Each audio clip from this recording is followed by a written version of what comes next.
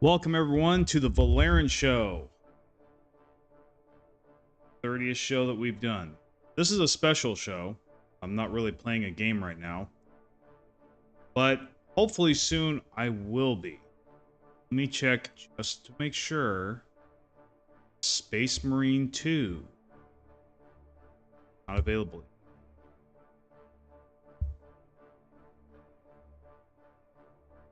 It says that it unlocks in approximately 1 hour. So, after 13 years, I remember first time I played Space Marine. I wonder where you guys were when you first played that game. Those of you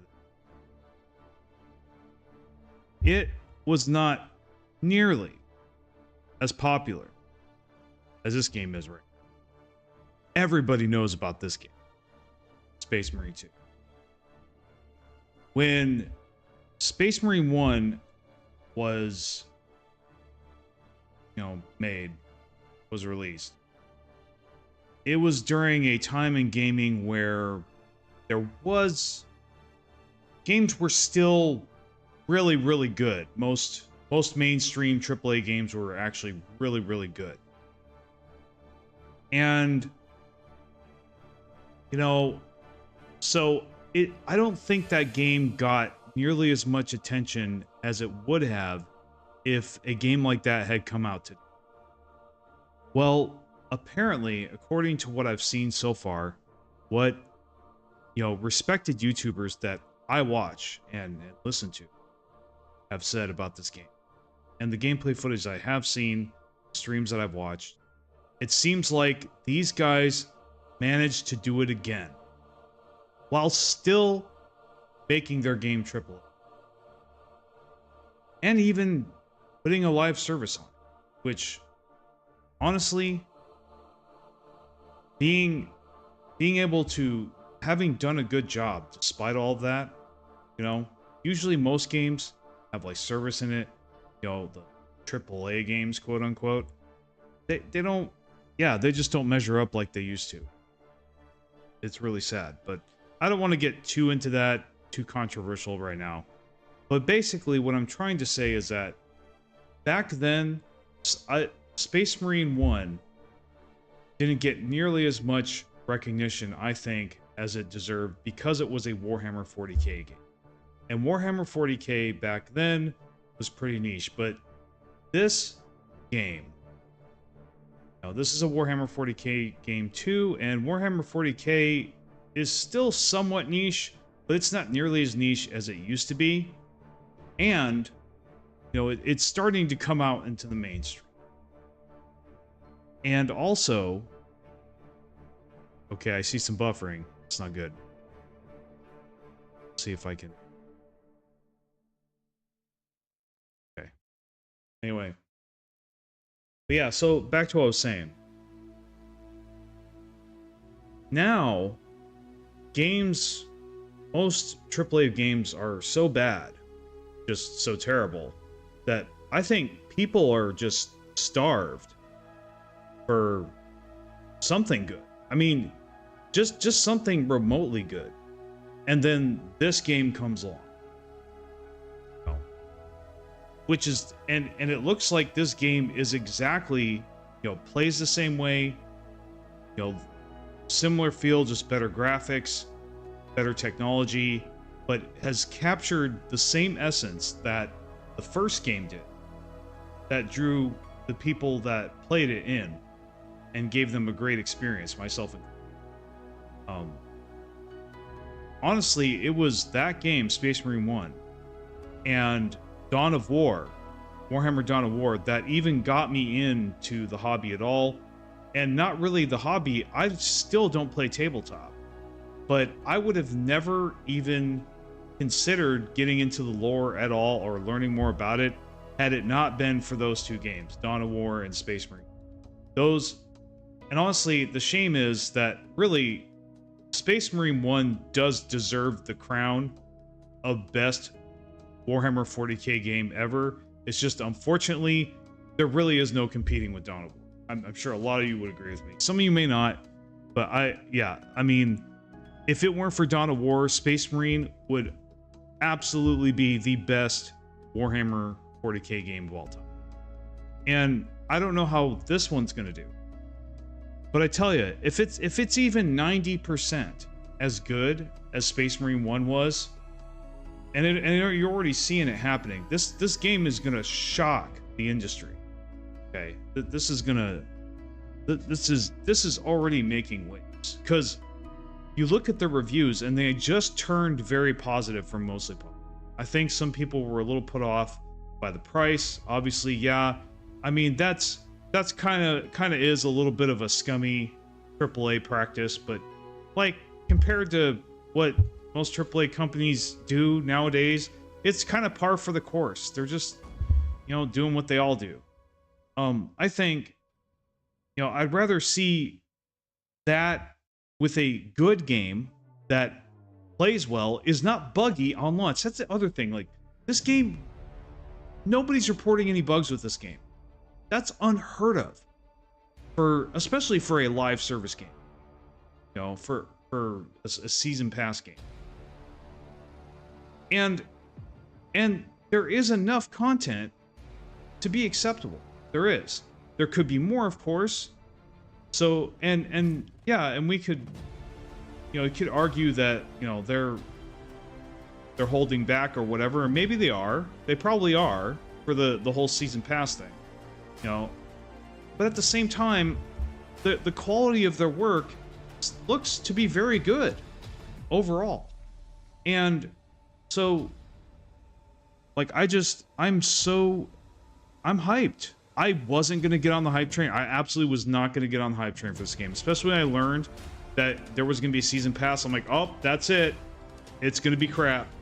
But then I started seeing the live streams, and I think they were very smart with releasing this game to the developers. I mean, to the big YouTubers and streamers, and let them get their hands on it before they fully release the game. So I think that was a really good move on the developers' part here. So, like, so we'll see tonight how I feel about, because I'm gonna play this game. I'm gonna give these guys my money. This will probably be the first time that I can remember that I've ever given a live service game my money. To be honest. And like, but I've liked what I've seen so far. The streams that I've watched watched hours of gameplay. It looks rock solid.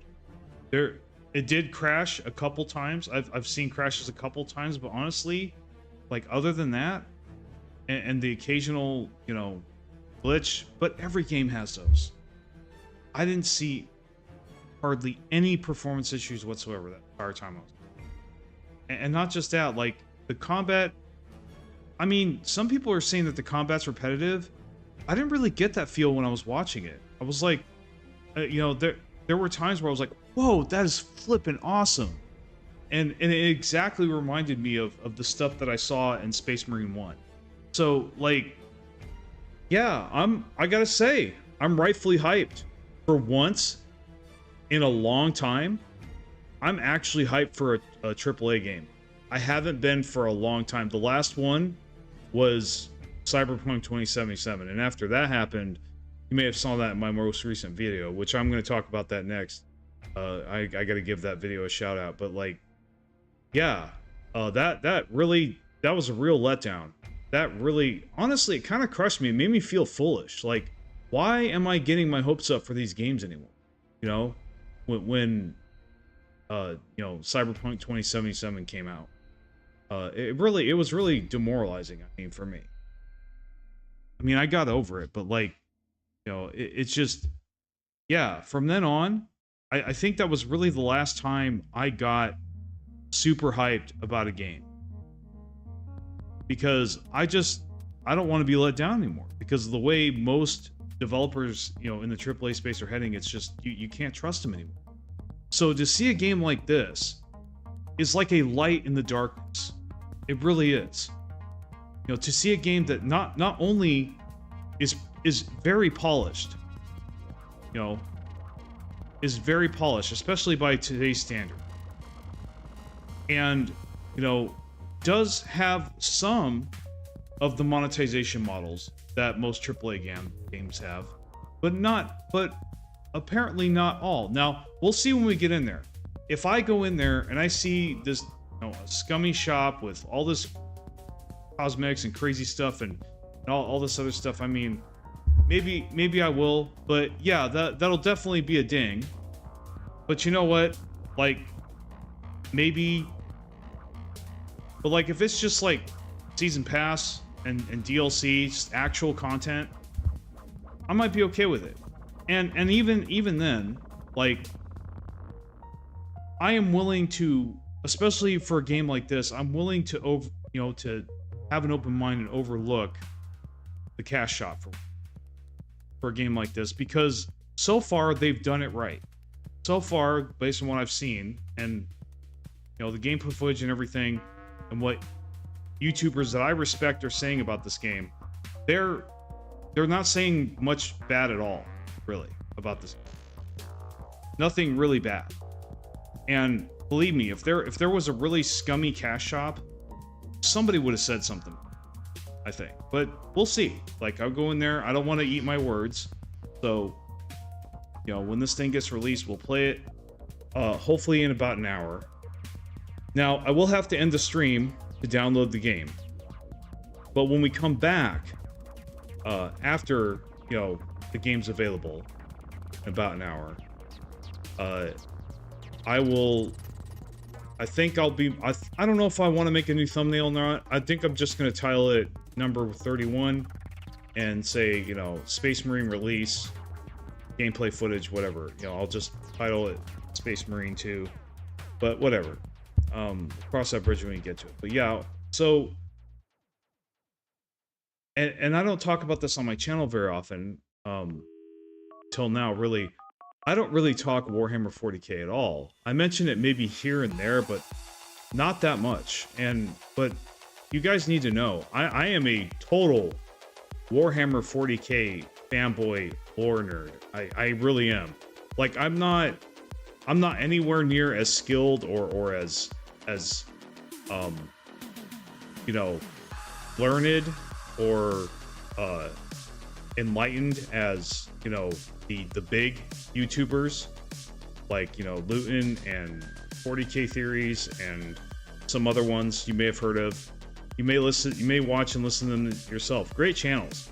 I may not know as much as they do off, you know, by heart. I may not know as much of the lore as they do, but I know quite a bit of the lore. I'm pretty deep into it.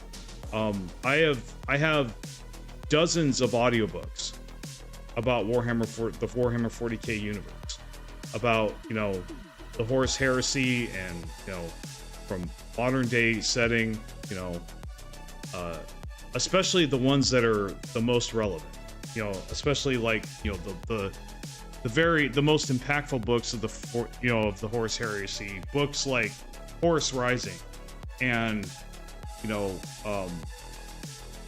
like Son of Angels and No Fear, and you know, The End of the Death. I own all 3 volumes.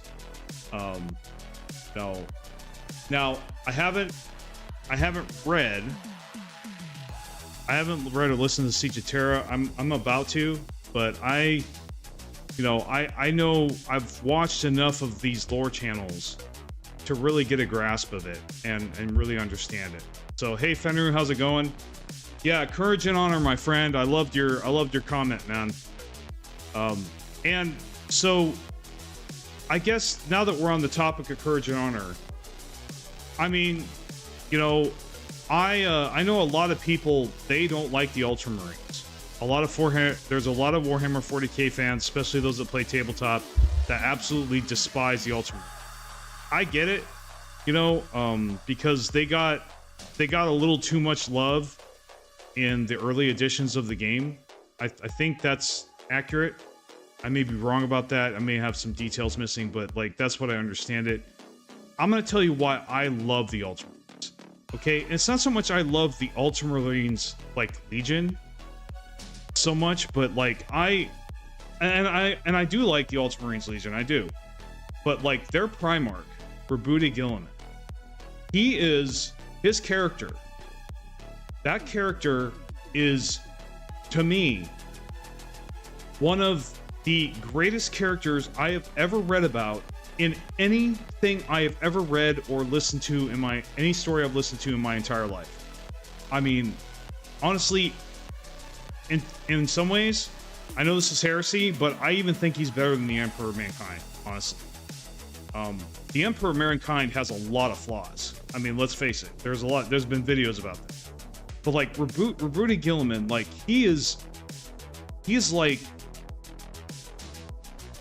he embodies a lot of the principles and values that I strive for in my life. Honestly, I think I'm gonna get a poster of him and stick it on my wall when I get a chance. Surprised I haven't bought one already. Like, but he's not the only one. Honestly, you know, those three Primarchs in Unremembered Empire, you know, Gilliman, the Lion, and Sanguinius, those are really my favorite Primarchs out of all of them. Like, I love all three of those. But I love Gilliman the most. I really do.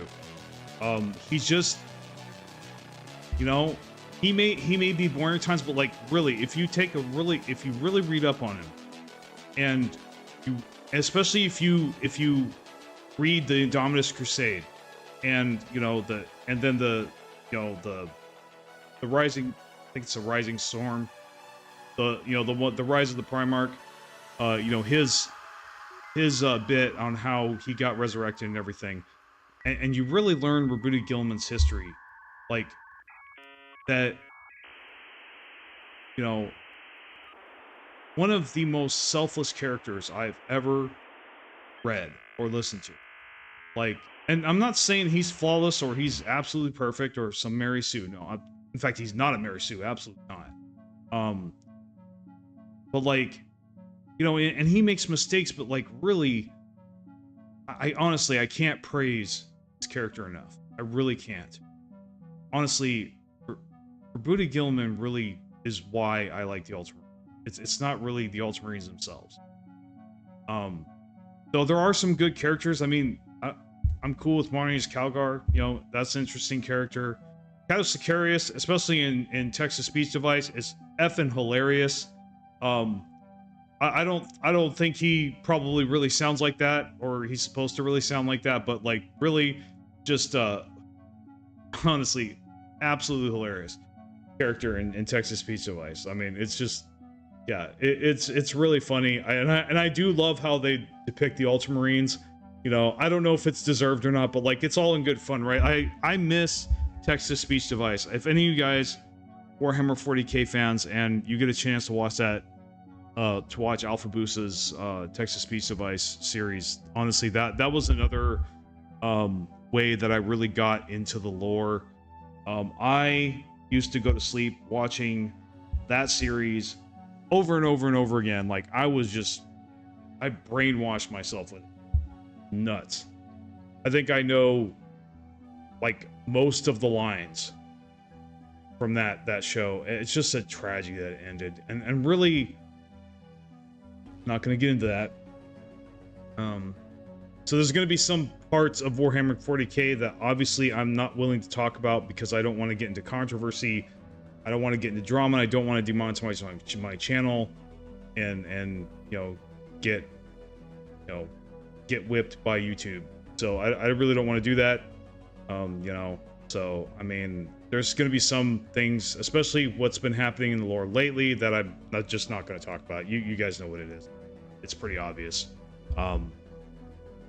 So, like, but up until the past few months, like, I have absolutely been in love with the lore.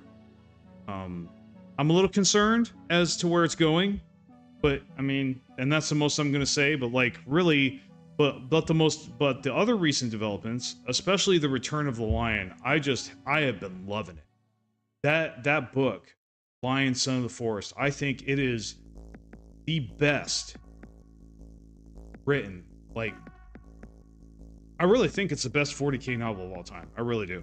And I've read End to the Death, Part 3, and, you know, Part 1. Some people didn't like Part 2. I don't know. I thought it was okay. I do think that they focused on the companions. I didn't really like the companions very much, and they focused on them a lot. So, yeah, Volume 2, not as good, but still relevant. And you know, the fight, obviously the fight with Sanguinis Horus is just a must-read. Absolutely. You got to know how that happens. That is, I think it's really tragic, by the way, what happened to Sanguinius. But, like, the thing is, you know, and that brings me to Lionel Johnson. Like, you know, a lot of people give him a lot of crap about being like the spazzy Primarch, or, you know, the you know, say he's got issues and stuff, and it's like, but really, like, I don't, you know, if it wasn't for Gilliman, he would be my favorite Primarch. Absolutely. Like, he, especially after I read Son of the Forest, I wasn't really sure how to feel about the Lion until I read Son of the Forest. And when I read Son of the Forest, I'm like, okay, this is a true man. This is a, like, that is the biggest, one of the coolest redemption arcs I've ever seen for any character. Like, you know, and just the level of, like, the level of brotherhood in that book. See, I've been to actual war. Okay, I was a soldier. All right, I was a real soldier. Like, I mean, boots on the ground, doing patrols, you know, getting shot at, that kind of stuff. You know, not knowing if I was gonna come back to the base without getting blown up. Just really stuff like that. So I really have always had a very strong sense of brotherhood and the meaning of that, and the bond between guys, and the Son of the Forest. It just encapsulates that so perfectly, captures that essence so perfectly, and tells such a great story. Like that, it's just, yeah, it is off the chain. So yeah, that's my favorite book.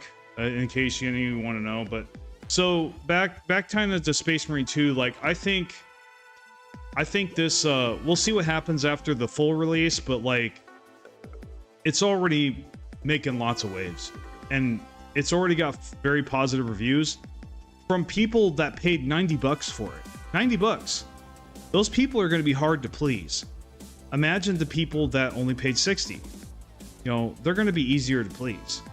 So I mean, I see the, you know, the reviews on Steam getting even better than they are right now, and, you know, and, like, yeah, it's live service, and yeah, it definitely does have a couple flaws, but, like, not, like I said, the gameplay's solid. It's good. The game does not suck. It really doesn't look like it sucks.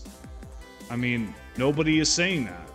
And that's a really good thing. I think that's beautiful that it, you know, a franchise or a story has ended up, you know, was able to pull this off and survive the AAA space without getting torn up, you know, and getting, like, twisted and warped, and, you know, and done to it what a lot of longtime franchises that, you know,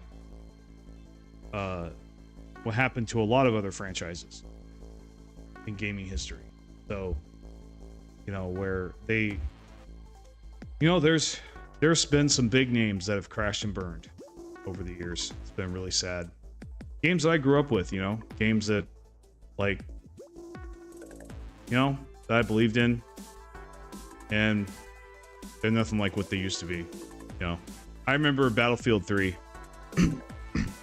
Battlefield 3 is one of the greatest, funnest, most impactful games I have ever played. It's not the most, but it's up there. I actually thought about doing a whole video on just video games and the impact that they've had on my life, the most impactful video games to me that I've witnessed over the years. I've been playing video games since I was, 7 years old, 6 years old, and I'm 41 now, so I got extensive gaming history. I've been playing games nonstop. There was only like a 3-year period where I wasn't playing any game, and I was kind of doing an experiment, and yeah, in the end it failed. I realized that, like, life without video games is just not that interesting, to be honest. Doesn't mean that, like, I'm addicted or anything. It's just that's how I prefer to live my life, and now I'm getting paid for it. Great. And I don't think yeah, I absolutely do not think that playing video games makes somebody a loser. That's for sure. I have done some crazy stuff in my life, but video games have always been there in the background somewhere. I've done a lot. I've had a lot of life, but like, I couldn't really, for me, I remember the first time I looked up at television screen and turned on the NES. It was Mega Man 2. That was my first NES game that I ever owned. And like, I was just hooked from that day. For better or for worse, good or bad, I was hooked from that day. Honestly, I got to be completely honest. And I get sort of offended when I hear somebody say that, if you play video games, you're a loser or whatever, like, or that video games are not, they're not socially acceptable or whatever. And I'm just, anyone who says that to me, it's like, they don't realize that, like, at least for me, I would have gone to prison if it weren't for video games. I don't know about any of you. If any of you are out there that believe like me, that are like me, that, like, honestly, if it weren't for video games, you would have done something really dumb, or like just, gotten to some real trouble, right? Gotten to some, whether it be drugs or alcohol or whatever, like, you would have gotten into some really stupid stuff. Like, if it wasn't video games, it would have been something else. It would have been something else much worse. So I think even, like, honestly, video games kept me out of trouble. For the most part. I still got into some trouble, but, like, not nearly as much as I would have if video games hadn't been there. If I hadn't had that outlet, for my aggression, for, my aggression and my emotions and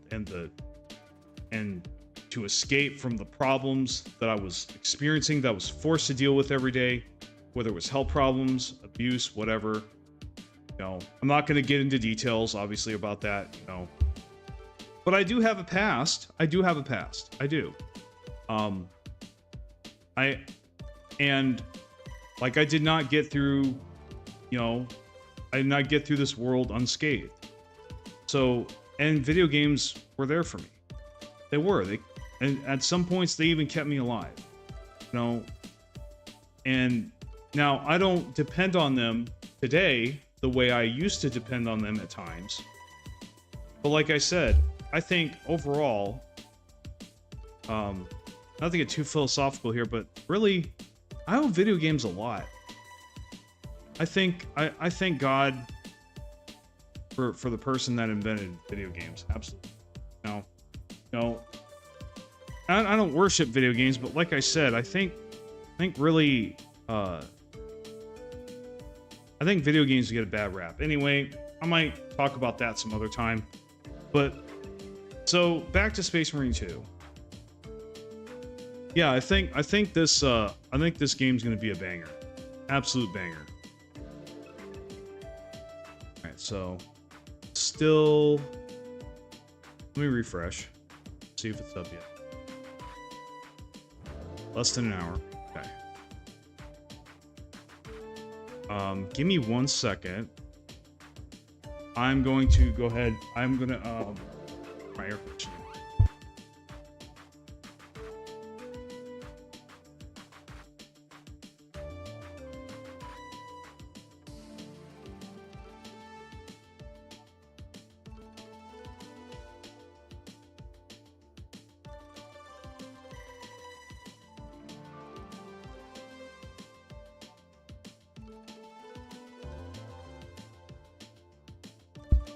every once in a while in my apartment, it gets really stuffy or really cold, and it's hard to control the temperature. So I just turn my air conditioners off for a few hours. So but it's starting to get hot again, so turning them back on.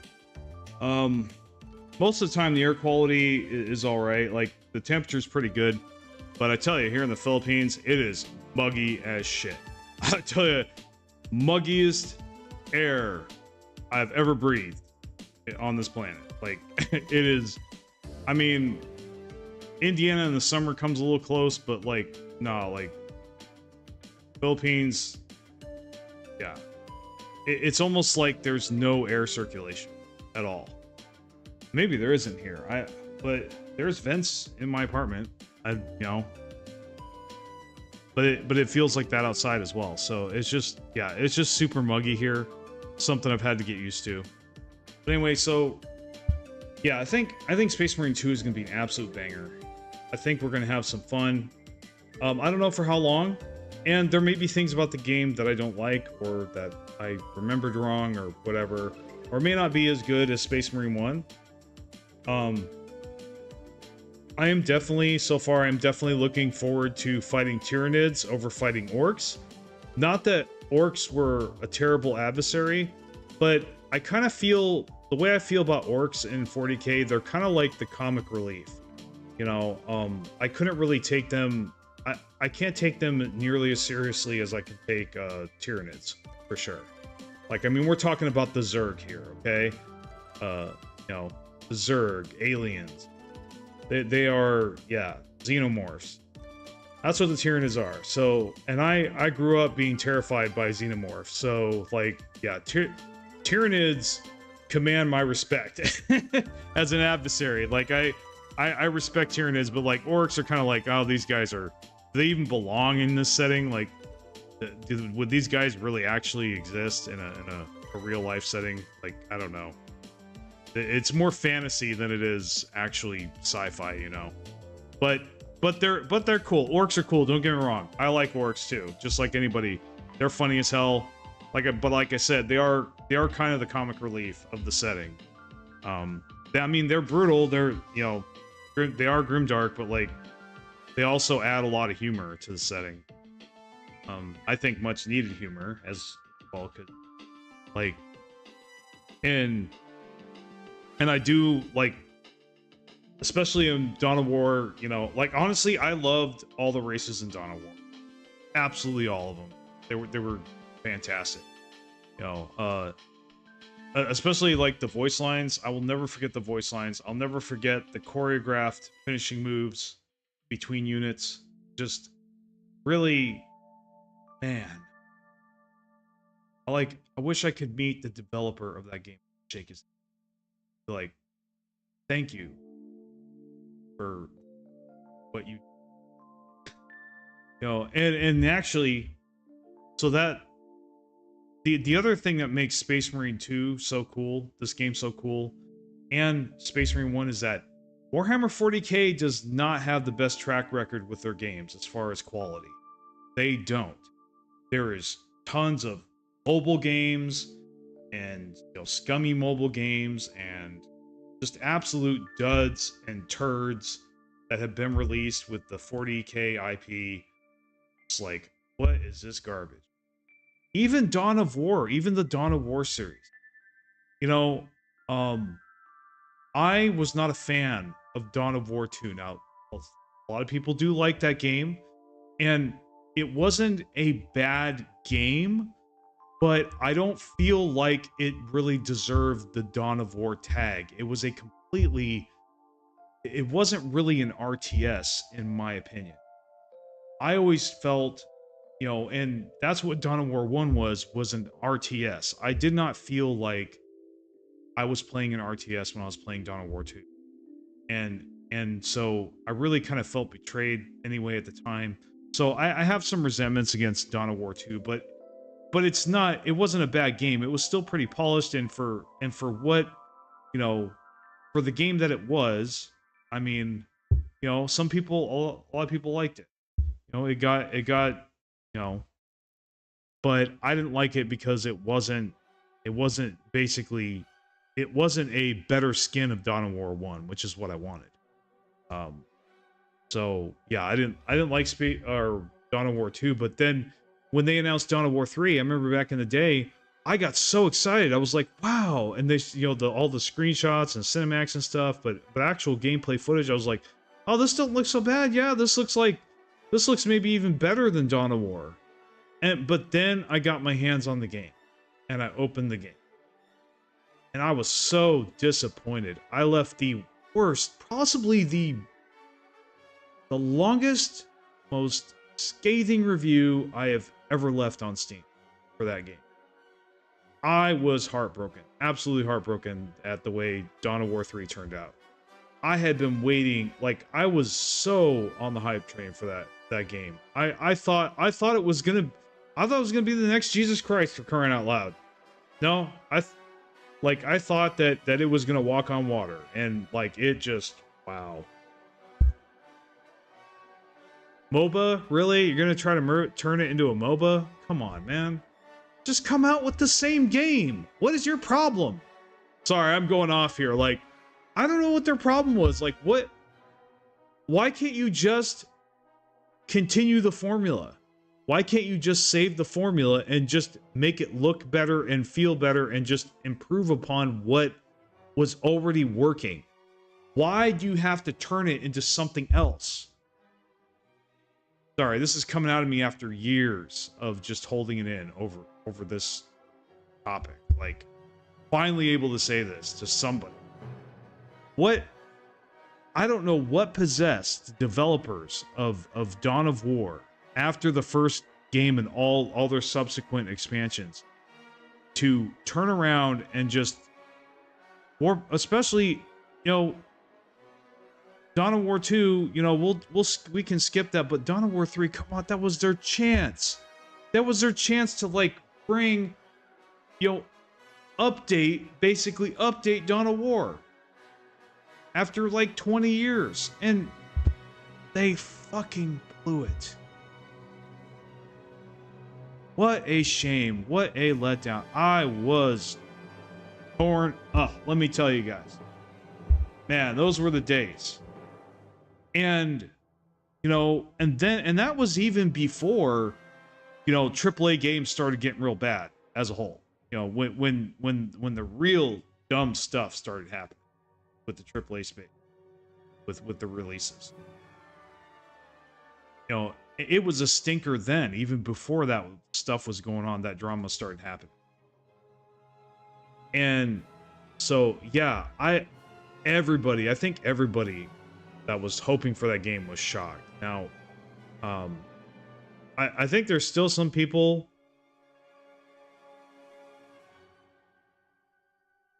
Yeah, most of my childhood games never got a continuation. Sorry to hear that, dude. That is hard to deal with. It is. It's tough, Yeah, I know how you feel, man. Well, like, for example, we never got an episode 3 for Half-Life 2. They just quit the, Valve just quit the story. I mean, and then they left everybody hanging. Like, they just left it a complete mystery. They didn't explain, okay, this is why we're not doing it anymore, or no, we're not going to come out with it. Now, they came out with Half-Life Alyx, but that was a prelude. That was not a continuation of the story. So nobody has ever got to know how that story ended. What happened to Gordon Freeman? What happened to, Alyx's father? That kind of stuff. Like, it just, man. I don't know, dude. Honestly, I lost hope for Half-Life 3 a long time ago. I gave up. Portal 3, cool, but like, really, come on. Everybody wants to see Half-Life 3, Valve. Come on. Stop with the Counter-Strike. Yeah, Counter-Strike's wildly successful, get it, but so was Half-Life. I tell you, Half-Life 3 would be the game of the decade. Or just, yeah, if they came out with it, it would be the game of the decade. I'm telling you, if Valve did it right, if they did it right. And, but then Valve had controversy and drama with their Counter-Strike 2 release. Like, what the fuck, right?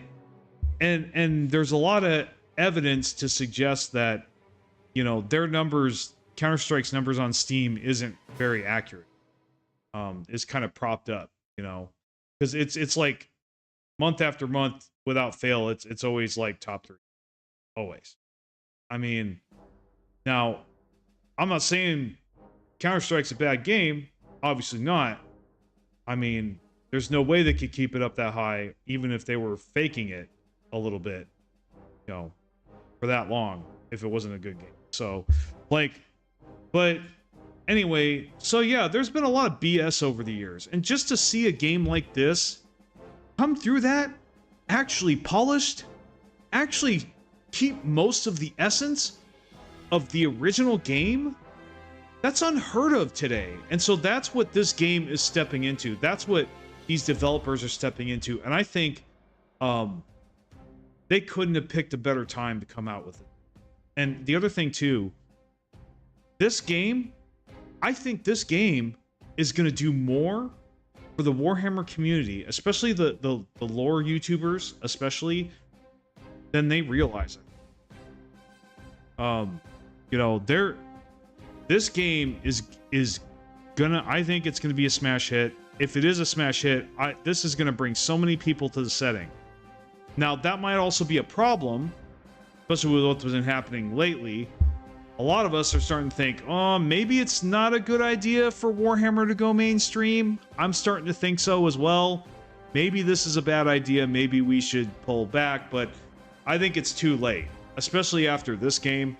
I think this game is going to be responsible for making Warhammer 40K go mainstream than Amazon could ever do. I mean, because it's number one. It's number one on Steam. People that know nothing about Warhammer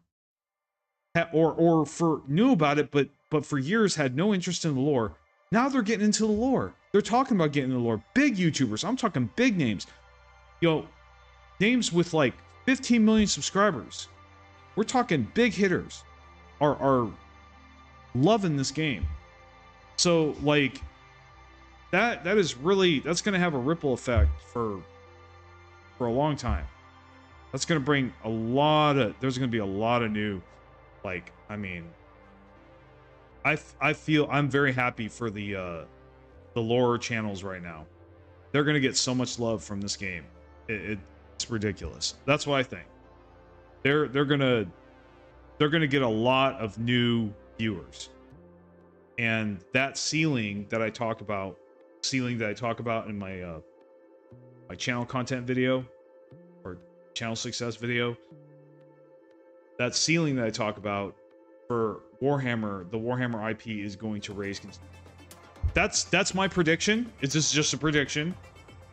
But the way I see it, especially if this game holds true, and if the content that they do release later for their live service is actually worth a shit and not a total stinker, you know.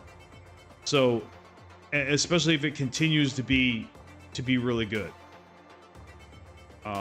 So that's kind of other reason I'm excited for this game. I think it's really going to bring a lot of good fresh energy to the Warhammer lore community. It's actually going to get more people into the lore. And I think anything that really supports those great YouTubers, I think is a good thing. But at the same time, it is going to pull it's going to pull it into the mainstream even more, which that could be a bad thing, but I don't think it can be helped at this point. Valve is busy with Deadlock for now. I guess they're kind of back to making games. I mean, that's a good sign then, that then maybe Half-Life 3 might be a possibility. Especially if they get desperate. I mean, you know Valve will pull that shit out if they get their backs against the wall. I mean, I think Steam was so successful that I don't even think Valve had any clue when they invented Steam how successful it was going to be. No, Like, I think that kind of, I think really Steam is what stopped Valve from making Half-Life 3. I honestly believe that. There's some videos that you know, talk about that and you know, make that point. It's really just was the invention of Steam that kind of killed Half-Life, because they decided to pull all the resources into that. And you know what, it worked out. It was a really, overall, unfortunately, it was a good move. You know, like, yeah, it sucks that they didn't continue Half-Life 3, but Steam is an amazing platform. It's one of the best inventions ever made for gamers, I think. You know, so far. You know. And no other you know, game platform comes even close to the value that Steam provides. I mean, so I am a believer in Steam, absolutely. I remember I remember that there was a transition period where Steam hadn't really picked up yet, and games were coming off the shelves in stores. Like, they were just non-existent. There was like no games to look at on the shelf. This was back before you could download games digitally, which is where Steam came in. You couldn't download games digitally back then.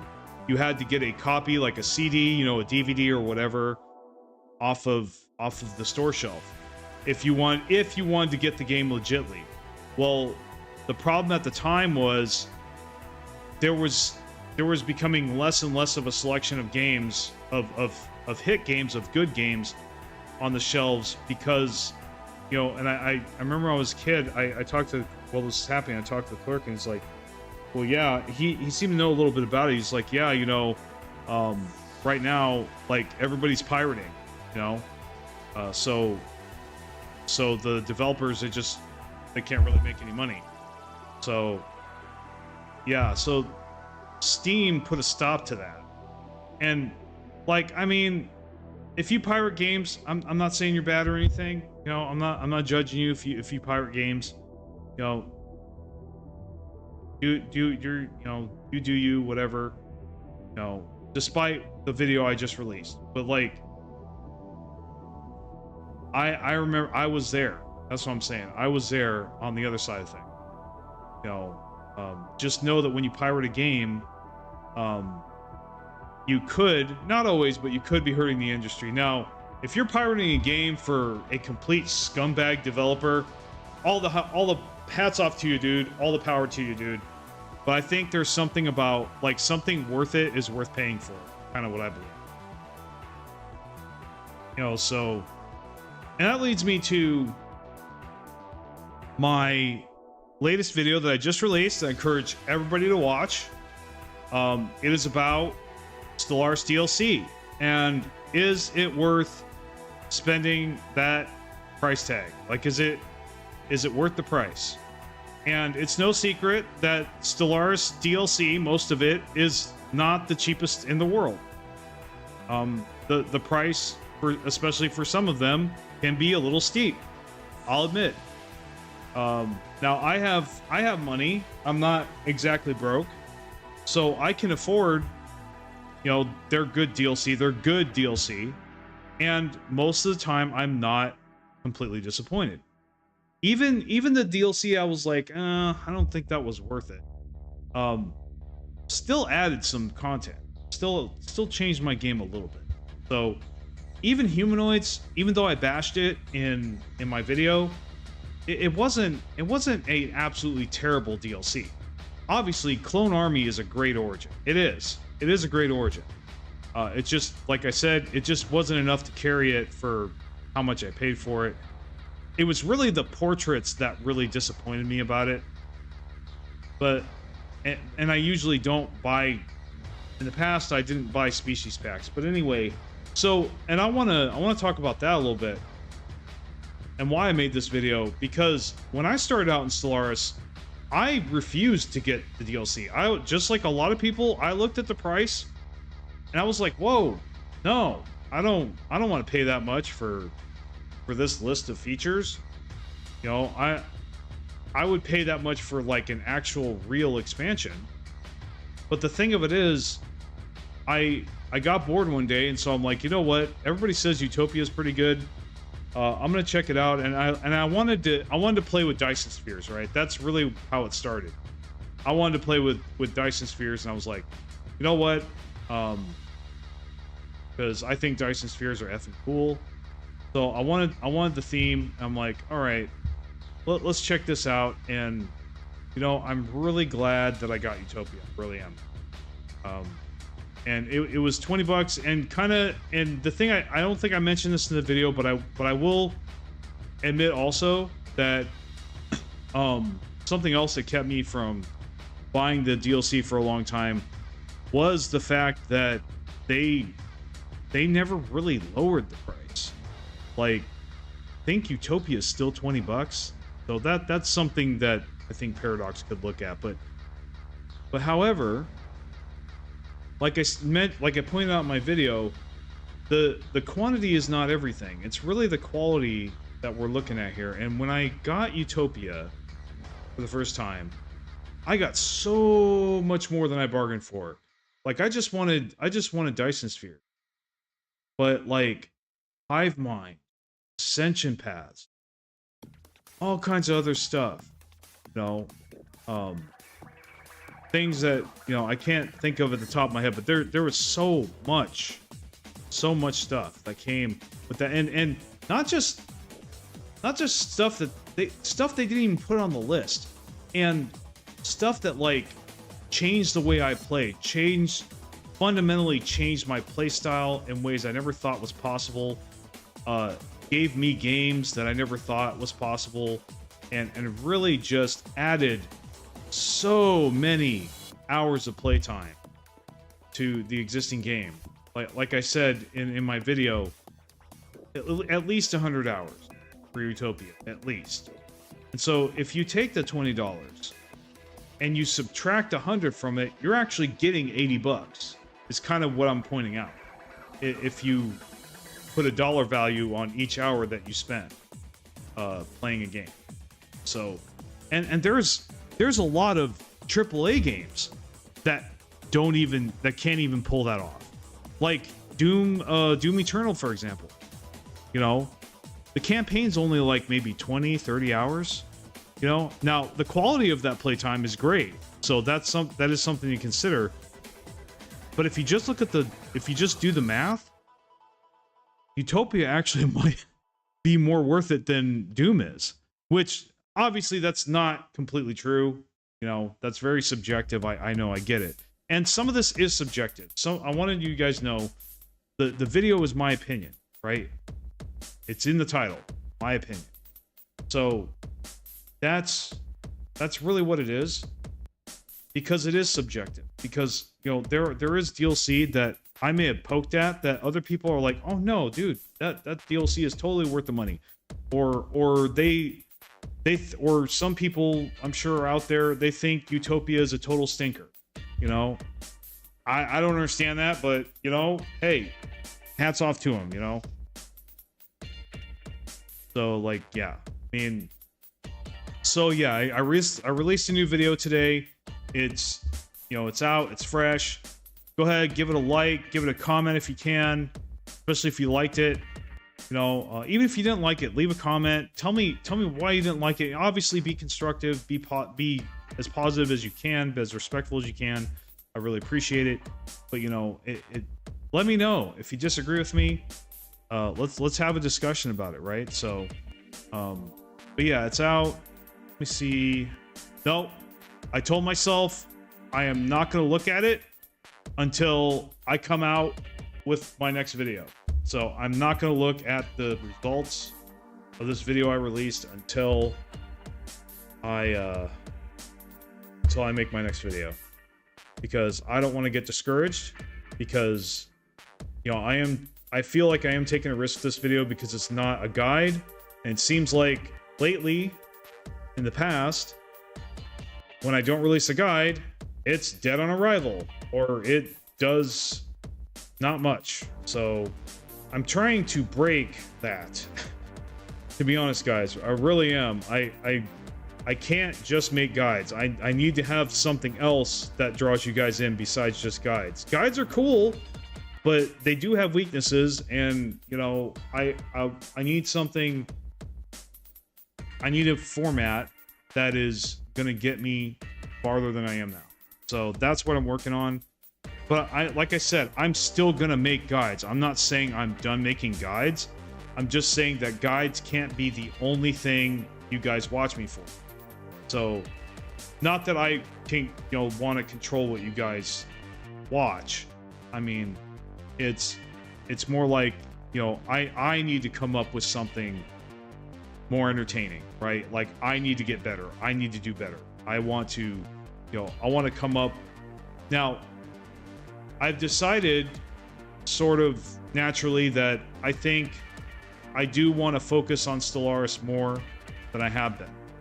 I think I want to possibly, you know, take a pause on the other games, take a pause on 7 Days to Die, take a pause on, you know, I think I'm still going to do Philippines videos, but they're going to be on the side kind of. So everything else is going to be kind of on the side, and I just want to focus about 80% of my attention on Stellaris. Whether it's the video I just made, it needs to have something to do with Stellaris. So I think I can at least meet you guys in the middle on that. You know, and I know you like the guides. Like I said, I know you like the guides, and I'm glad you like the guides. The guides have helped my channel a lot. I really appreciate it. Really appreciate its exposure, but I need diversification, right? I need to find other stuff besides just guides that to get you guys interested. So, I mean, I'm just giving you insider's perspective. So, anyway, let's go ahead and check. Go ahead and check again, see if it's released. All right, we still got, yeah. So not yet. Nah, I could pre-purchase it. Maybe I should. Maybe I can download it right now. I don't know if I can.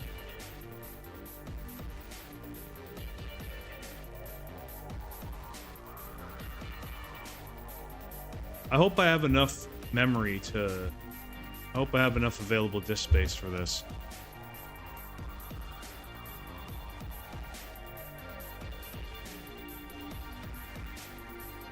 Yeah, we're gonna go ahead and get it.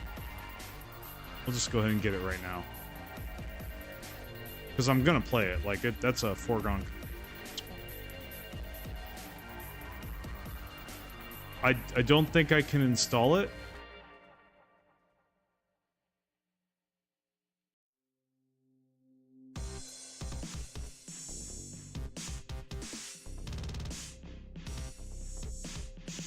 Alright. So let's go to...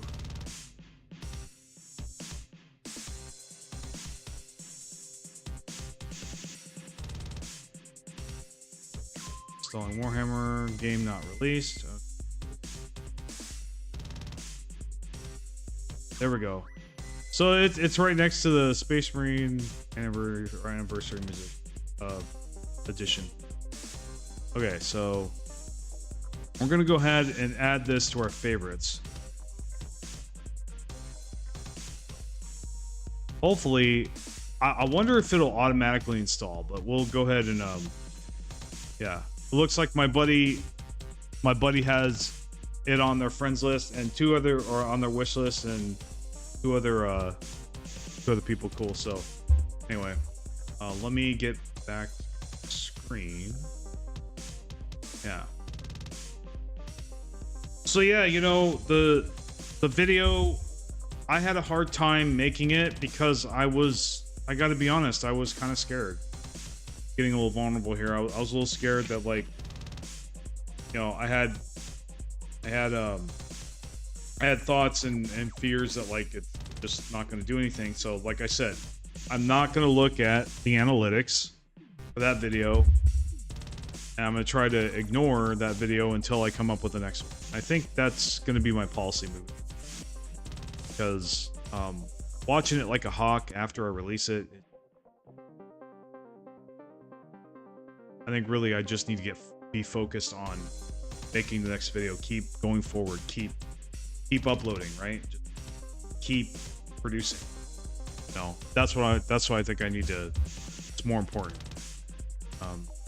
Because what happened was I got in my head. That's basically what happened. I got in my head these past few days. I was like, you know, so I was fighting a lot of resistance. I'm like, no, I need to get this done. You know, for better or worse.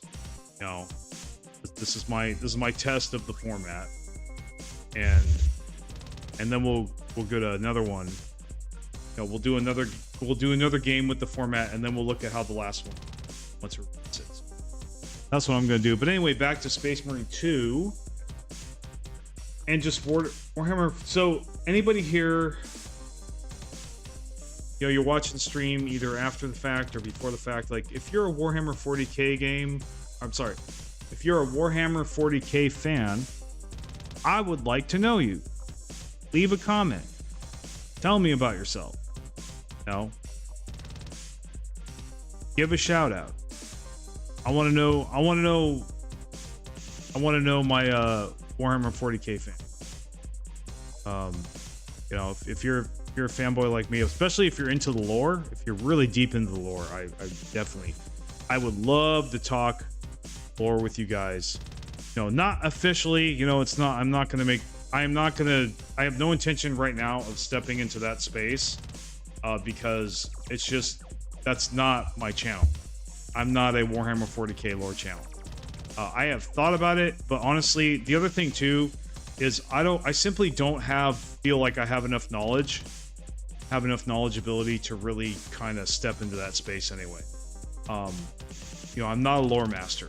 I have a lot of knowledge, but I'm not a lore master. Absolutely not. I'm nowhere near like the level of like Luton and some of these other guys. You know, in the YouTube space. But so I don't really have any plans at this time to do, you know, to do lore on this channel, or to do a lot of Warhammer 40k, unless, you know, people like watching me play Space Marine 2. That'd be great, but I'm not going to count on that, right? So no expectations there. We'll see what happens. Honestly, I'm just doing this for fun, guys. I'm just streaming this video because I like Space Marine and it's on the hype train right now. So as a YouTuber, I feel kind of obligated to play it, you know? Why not jump on the hype train when I can? Most of the games on the hype train are pieces of garbage that I don't care about, or they're in genres that I don't care about, like Call of Duty. I do not care about competitive shooters.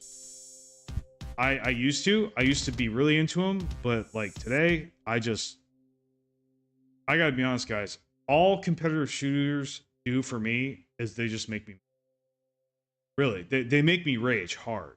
Like, I get so upset when I do PvP shooter.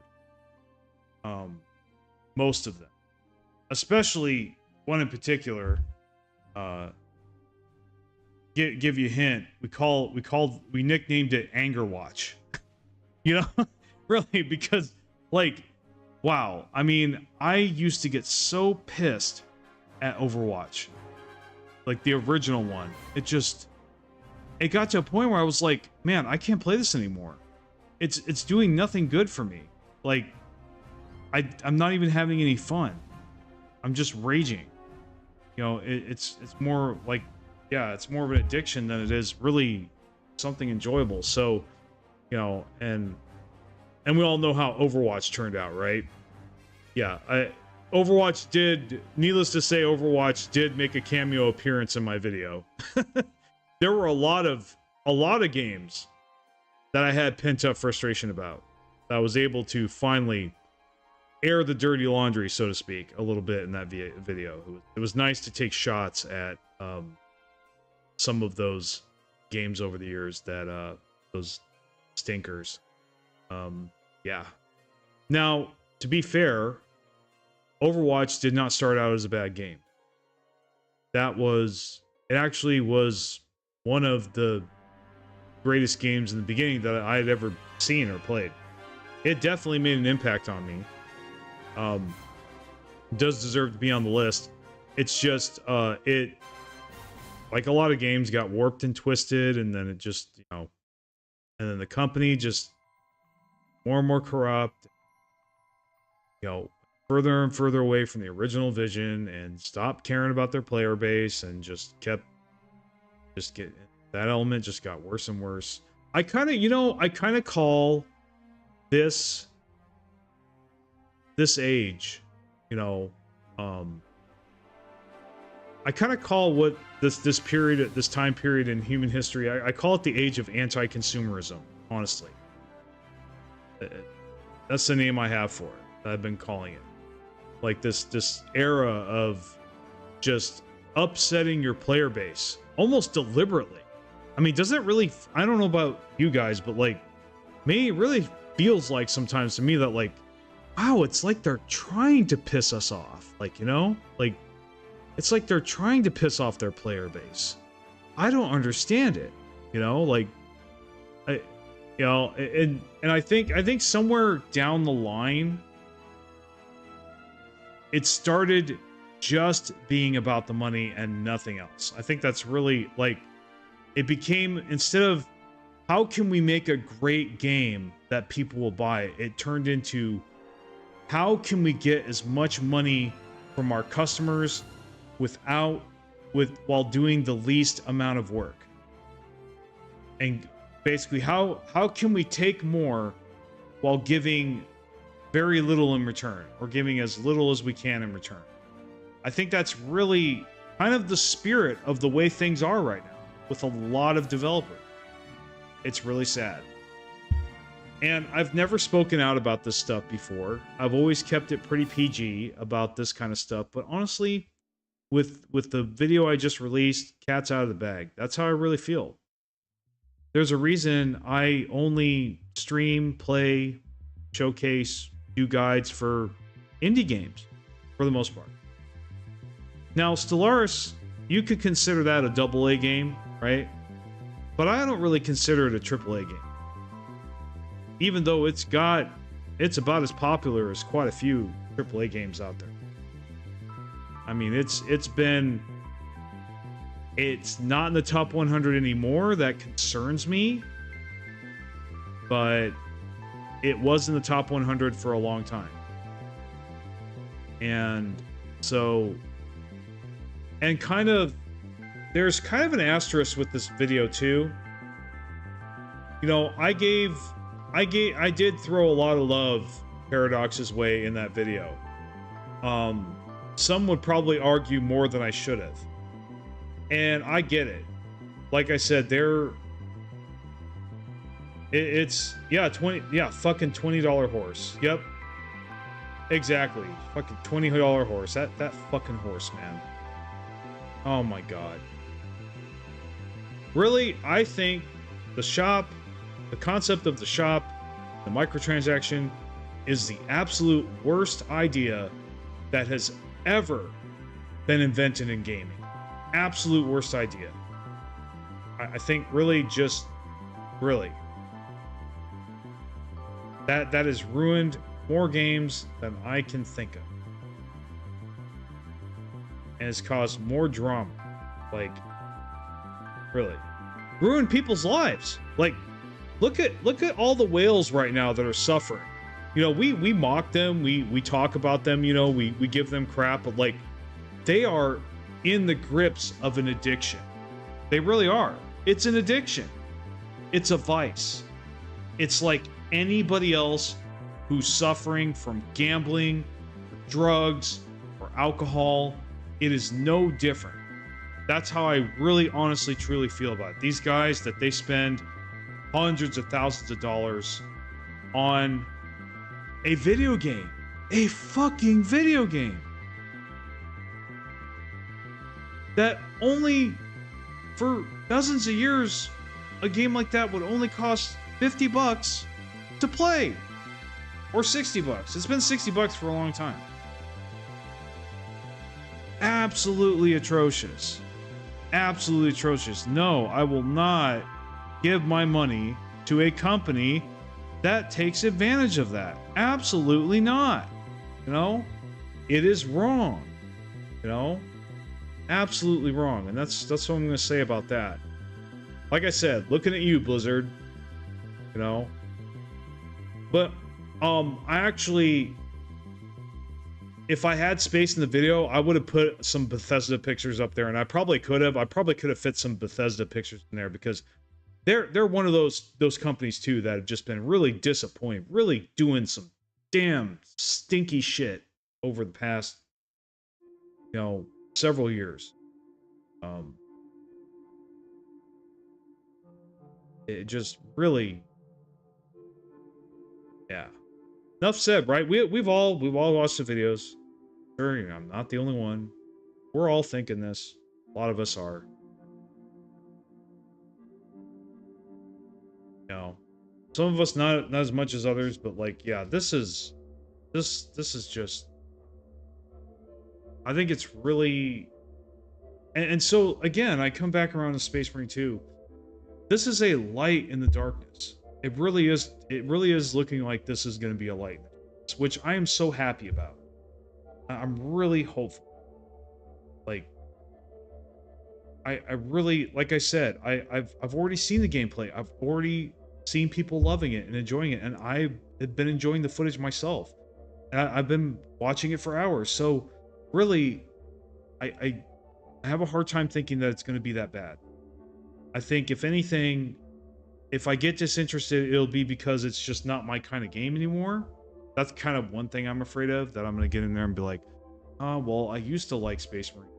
I have different tastes now. I mean, I'm a Stellaris YouTuber, for crying out loud, right? Technically, you know, most of my content is Stellaris. Like, yeah, so, I mean, I got to acknowledge that my tastes in games have changed over the years. Like, for example, like I said, I don't do first-person shooters anymore as much as I used to. Not nearly as much. So, and this is kind of like a third-person, almost like a console-like style of game. You know, like, this actually, in some ways, might actually perform better on a console, you know, if you were to use a controller than if you were to use. I hate that I just said that. I feel dirty. You know, PC Master Race, but I mean, it is true. There are some games that they were kind of meant to be played on a controller, and at times, you know, you could say that about this game to an extent. There is a lot of mechanics in it, especially, you know, being third person, you know, having like, you know, dodge rolls and stuff like that. You know, that's a lot of games on console. But I've never really been. I stopped playing console like 20 years ago. I don't know.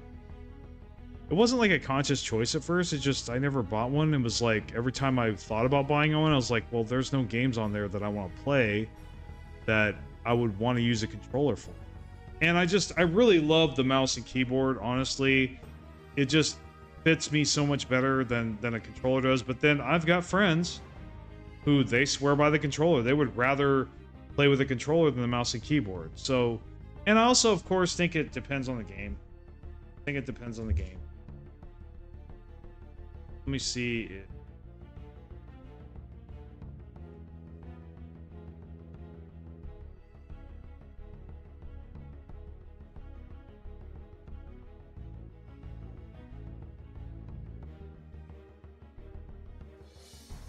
Load it up again.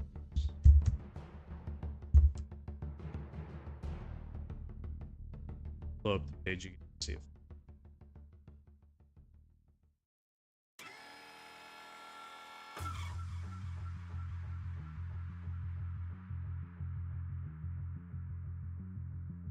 Yeah, so it's gonna be, honestly, it could be released any minute at this rate.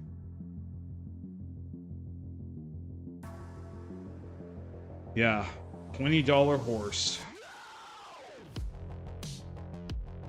I don't even think Bethesda knew the Pandora's box that they were opening when they came out with that. I really don't. Amount of pain and suffering. Amount of drama. The millions lost. The millions of dollars lost.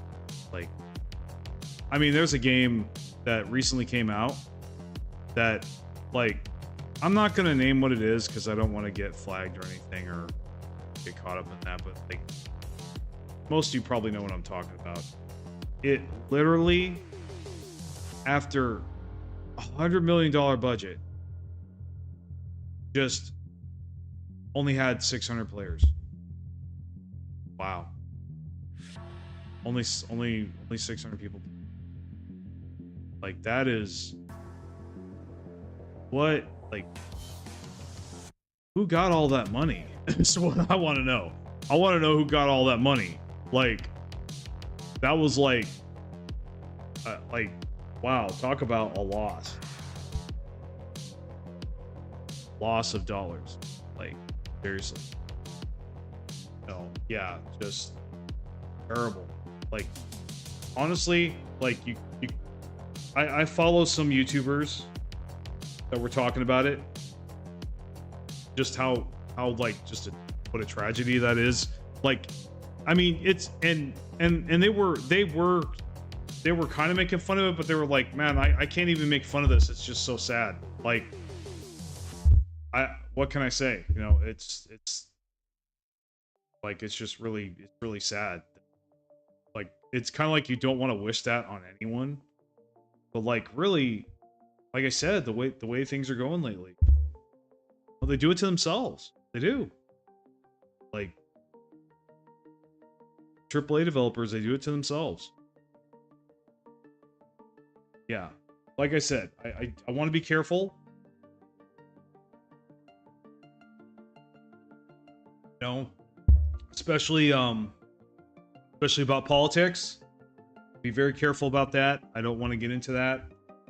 It would endanger my channel, and I don't want to do that. So, I don't want to do things that endanger my channel. In fact, honestly, if I really wanted to toe the line, I probably would just not even talk about this stuff at all. No, I'd just be like, woohoo, Space Marine 2 for like an hour, you know?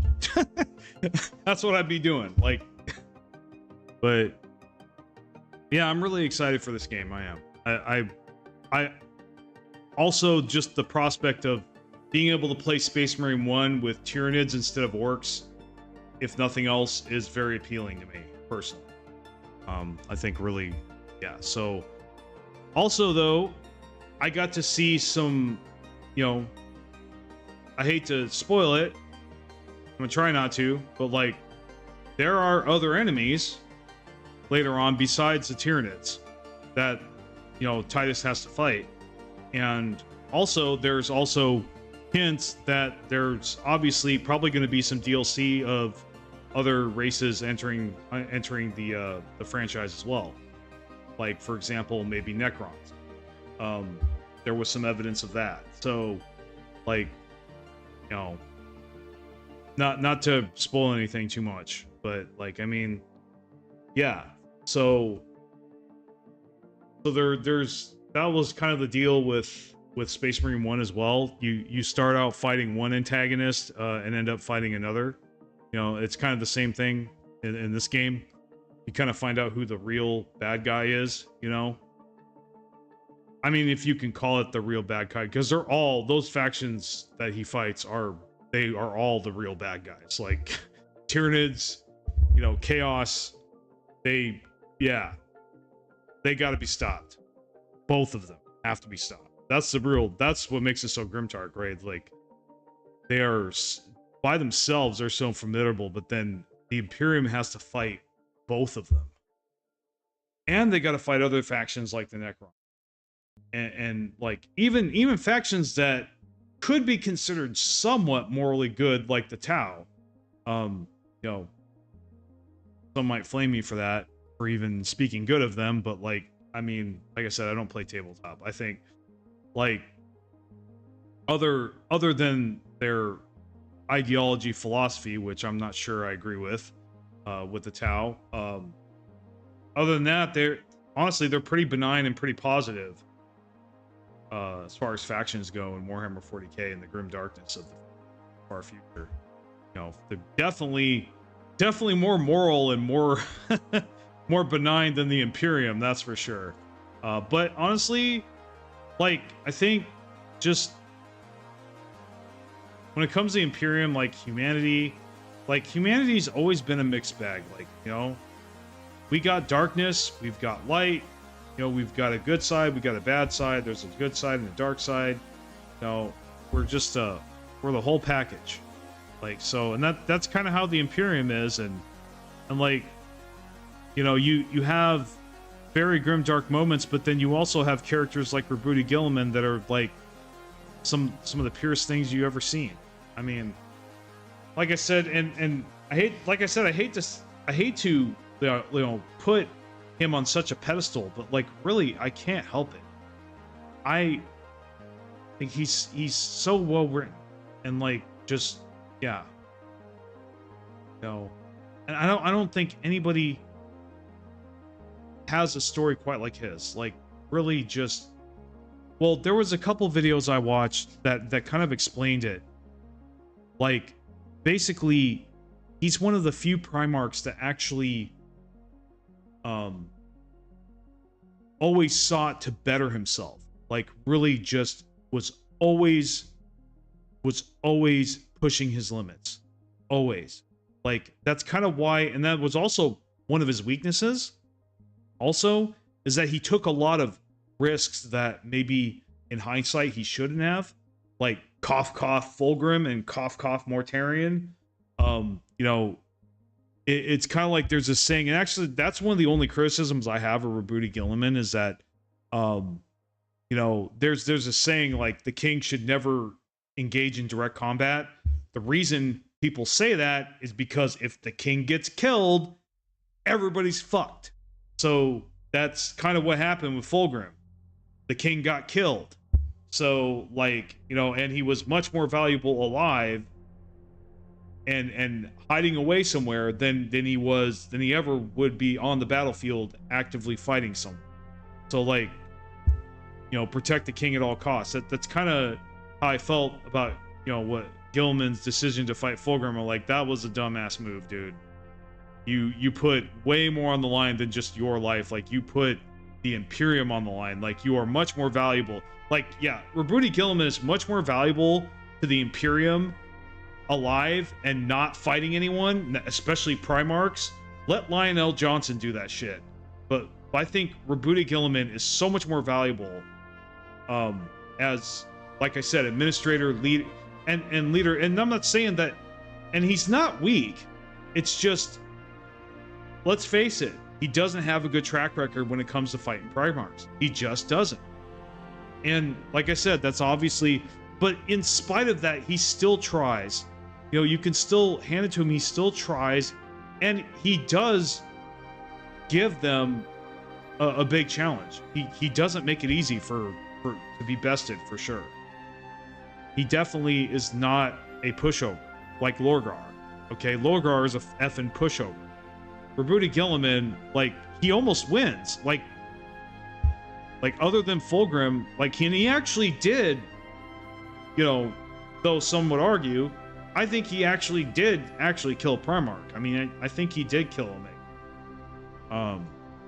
So he does have a win. He does have a couple wins. And there's also other great feats that he's done.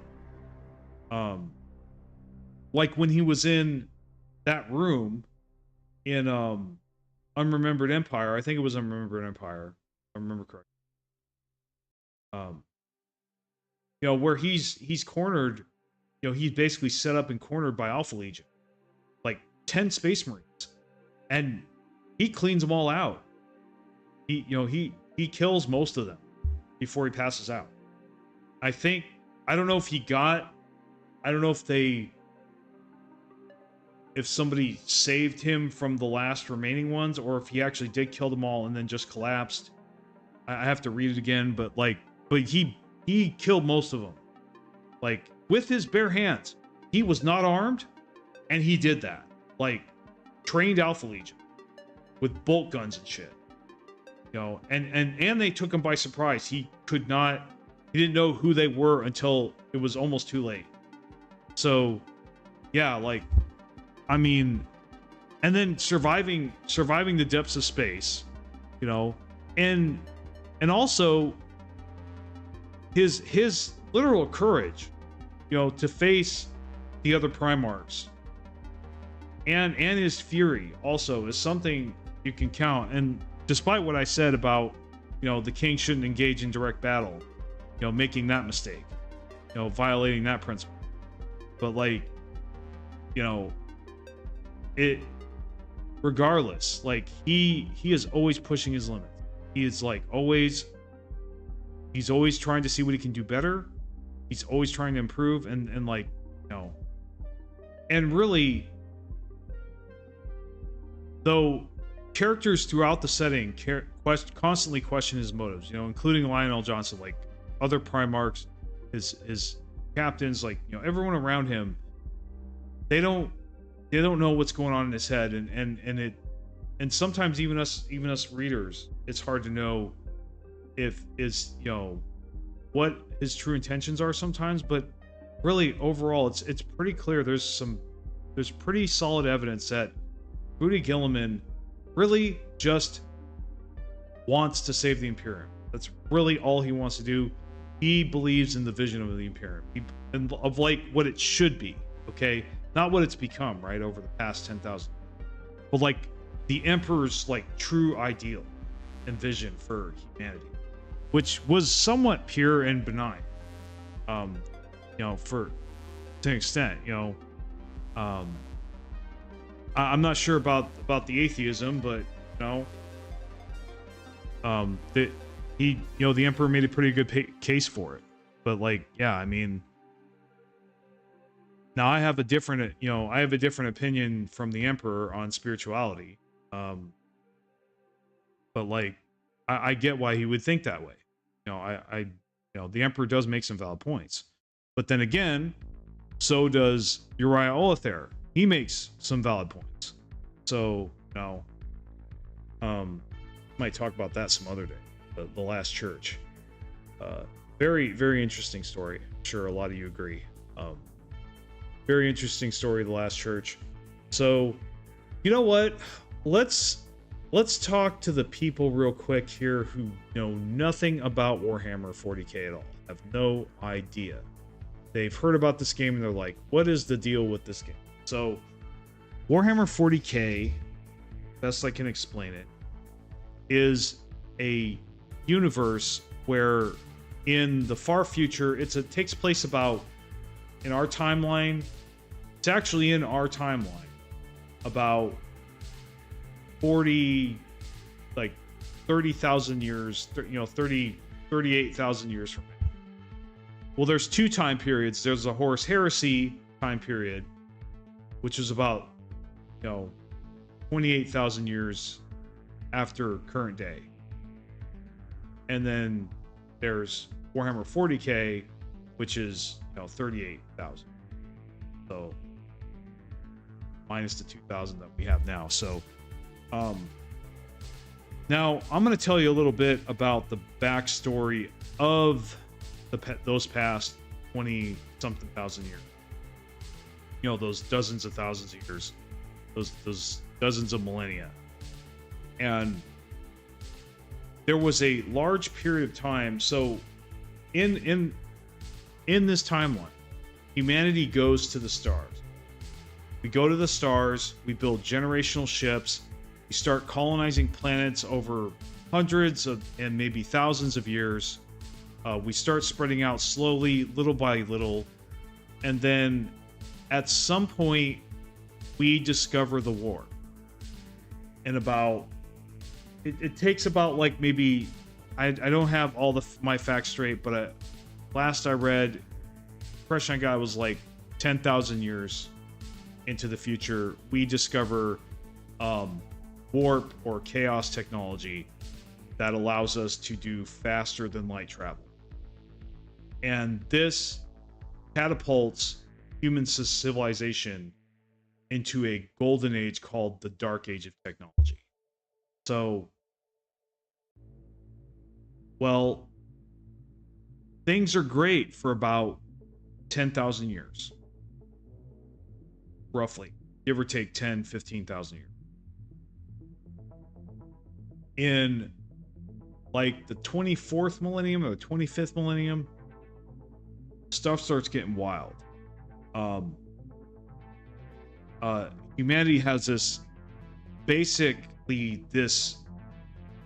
intense galactic spanning war with what are called the Men of Iron, basically sentient machines. Think Synthetic Dawn from Solaris. Machine Empire. They have to fight a machine empire, and it almost destroys humanity. Basically the Matrix. Think the Matrix. Pretty stereotypical. They invent AI. We invent AI in our magnificence, and then the machines turn on. So it's that old trope. So that old trope happens to human civilization at around 24th millennia. We win. Humanity wins, and those Men of Iron, the robots get destroyed, but at such a great cost that it honestly, even if other things hadn't started happening, which they do, I still think that humanity might have collapsed just from that alone. Now there are a couple videos out there that do argue against that, but like most of this is pretty established and accepted by most of what I'm saying. And then around that time, it's kind of like, when collapses happen, it's usually because a series of bad things happen. Like, for example, the plague of Justinian. There's a lot of evidence to suggest that at that same time that was happening, this huge volcano on the other side of the world had erupted, like massive explosion that threw dust all over the world and blocked out the sun for years. And that was actually responsible for the end of the Roman civilization.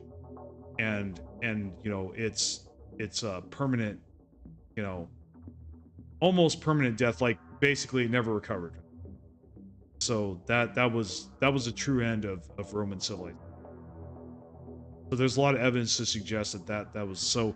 It's a series of things, not just any one thing that happened to.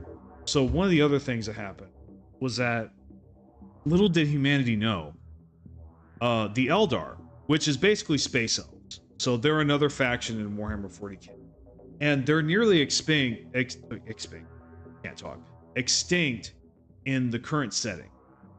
In the current year, in Millennium 40th millennium. They almost went extinct because they gave birth unwittingly. Actually, there's evidence to suggest that they were actively trying to do it, but they gave birth to the chaos god called Slanesh. And when she was born, it caused a warp explosion and a warp storm that has persisted until the current time, called the Eye of Terror. And when that was created, it swallowed up and basically wiped out like 99% of the Eldar, basically. The only ones that survived were way far away, and they had seen it coming because I'm not going to get into the story of how the Eldar fell, but basically they did. Slanesh was born, a new chaos god, and it disrupted the warp so bad that human ships could not traverse the warp anymore. And so they were extremely dependent on the warp for space travel, right? Well, space travel was no longer possible suddenly. So the entire galaxy just descended into chaos. Because logistics, right? It's kind of like today if our electricity went out and never came back. The stream shut off, blacked out, we could no longer use electricity. It's the same, it's on the same scale. Like, it's on the same relative level of destruction would happen if we lost the capability to use electricity. It would be just as catastrophic to us here if that were to happen. So it's on like a similar level of destruction. Basically, the civilization collapsed. And now, some planets, obviously, they were good enough to function on their own, but there were so many other planets that weren't able to function on their own. So civilization and society across the galaxy just collapsed. The Federation, they say it was a Federation that had been controlling, that had been the governmental body of all of humanity at that time. that collapsed, dissolved. Now Earth at this time, what they call Terra now, they call that in Warhammer 40k. It's called Terra, but what we call Earth, that got completely destroyed. Like, just basically, we're talking Mad Max. Terra, Earth turned into Mad Max, basically, because of this. Because we were the cradle of humanity, but at this time, we had so much infrastructure and logistics and stuff. Terra really had so many people, and it was so advanced that it really it relied mostly on trade. So when you rely mostly on trade, but then that trade stops, well, your people starve, and there's chaos and riots and collapse, right? So Terra collapsed, Earth collapsed. It turned into Mad Max, and you had guys called techno barbarians that were, just going to war, just constant wars and everything over scraps. Like I said, Mad Max. That's exactly what it was, and so yeah, that's mainly the other thing that happened too that made this even worse is that because of those warp storms, and for some mysterious reason that still hasn't been completely revealed in the setting, these basically space wizards called psychers, basically wizards that could use magic, people that could use magic started appearing. And they started opening these really bad warp portals. And the thing you gotta understand about the warp, those of you that don't know what the hell I am talking about, or have never heard about Warhammer 40k. So, the warp that humanity used to travel stars was not benign. It was kind of like Event Horizon, where the dimension underneath was just a hellish hellscape. And that's how the warp is. Now, humanity at the time had technology to, block that, but basically the warp is, as a whole, malevolent. It's full of malevolent entities. Like I said, think Event Horizon. Okay. Coming soon. This item is not yet available. Can I download it?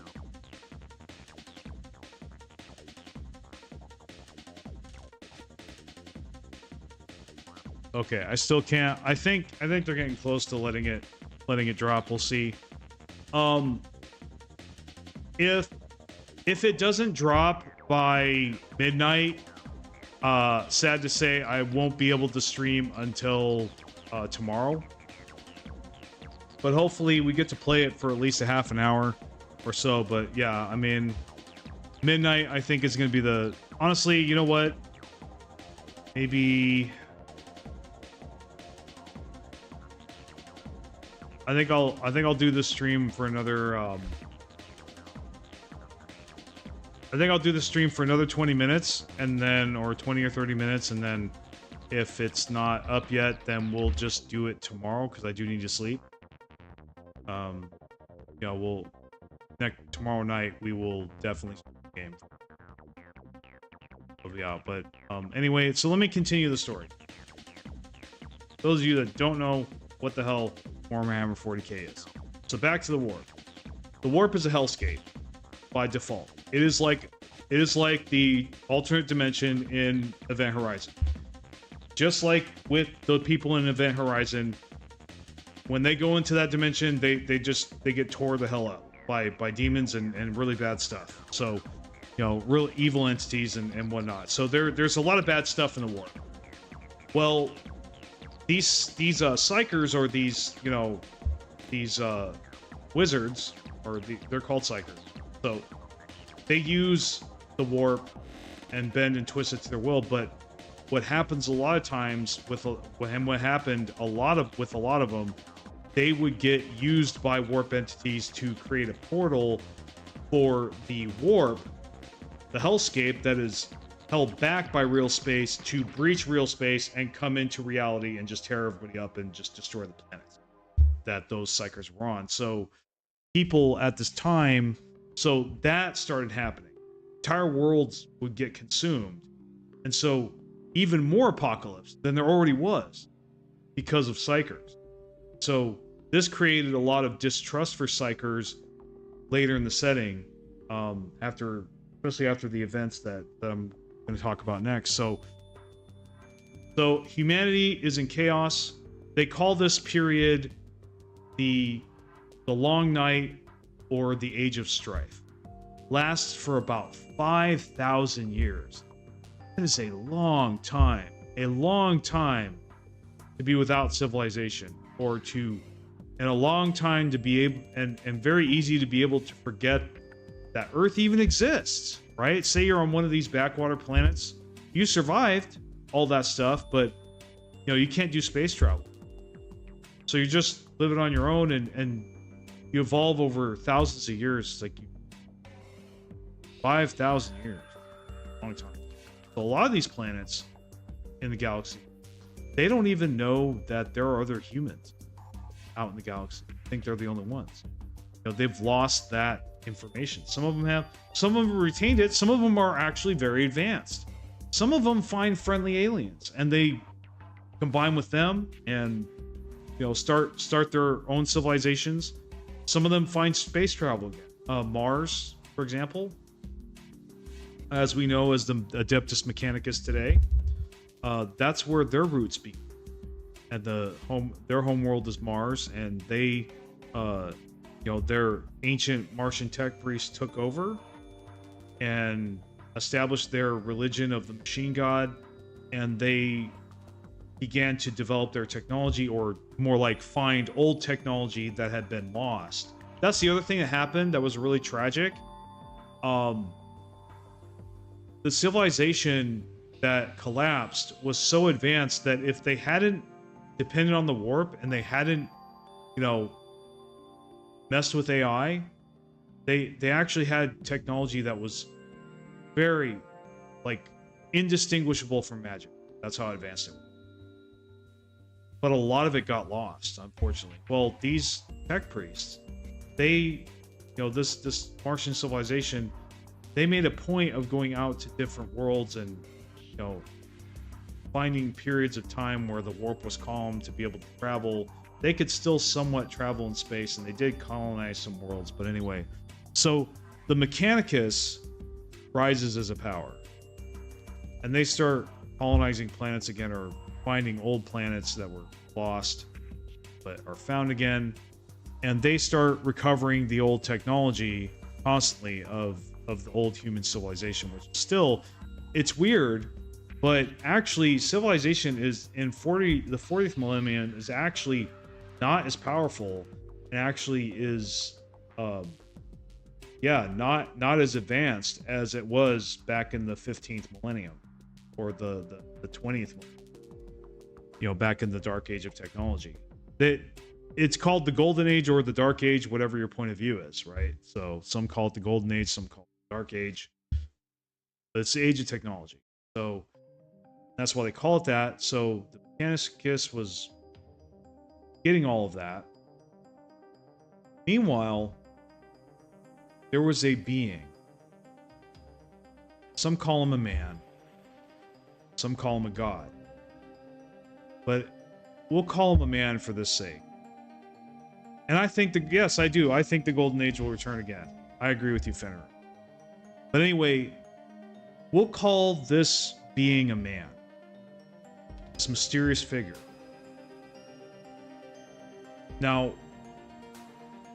the story around this that I'm about to tell you is not 100% solid. In other words, it could be retconned at any time, but it's pretty established and has been pretty well known and accepted for many years now. This story I'm about to tell you. So there was a being born on Earth back in BC, back in maybe I think it was 10,000 BC or 2000 BC, in ancient times, absolute ancient times. We're I think it might have been the Bronze Age, where this being, person, man, mysterious figure was born. And he was the product of a group, I can't recall a group, more like a large, massive quantity of psychers, ancient psychers on Earth that used to reincarnate. They used to, reincarnate. Now, like I said, this story is not 100% canon. Like it is written. You can find it in books, but like Warhammer 40k lore is really strange and fluid at times, and so it's not 100%. It's not 100% confirmed to this day, but a lot of evidence to suggest that this is actually what happened. But not a lot of references in the official canon, quote unquote canon lore. Not even going to get into that topic, but of what lore, what canon is in Warhammer 40k.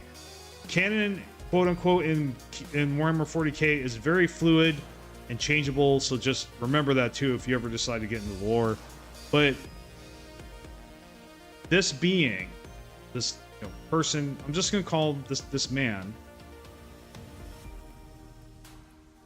He was born when this huge group of they called shamans, I think, and they were very advanced psychers, and they all got together and they saw the threat of chaos, the warp, right? And the beings that were in there, they could sense them, and they were having a harder and harder time reincarnating because the malevolence in the warp was increasing to such a degree that they were basically stealing their souls. And so they saw the threat of chaos, which is what we're going to call this, what it is. They saw the threat of the warp, and they said, we need to pool our strength and create, I don't know the exact words, but basically they decided to create what they call a new man. Some may call him a protector, right, of sorts, or just something, a new being to like guide humanity that will protect and ensure humanity's survival.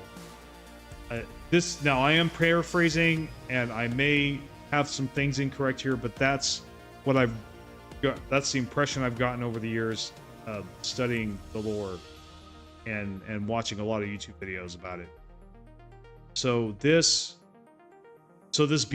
man was born on the Sakai River with they committed ritual mass self-ending, and they basically and so their souls came together and they went into this one man and gave that one man, these thousands of psychers, gave him all their power. This man is known in the 40th millennium as the Emperor of Mankind. He grows up. He soon discovers who he is. He soon discovers his power, and he begins to live like a Highlander-like existence. So, if anybody's seen the movie Highlander, you'll know what I'm talking about. Like, he's basically immortal. He's what you call he's actually what you would call a perpetual, but he's so much more than that. Like, and really the truth is, nobody knows what the truth is about this guy. Like, we heard the story. I just told you the shaman story, but there's no way that that's 100%, that that may not be true at all.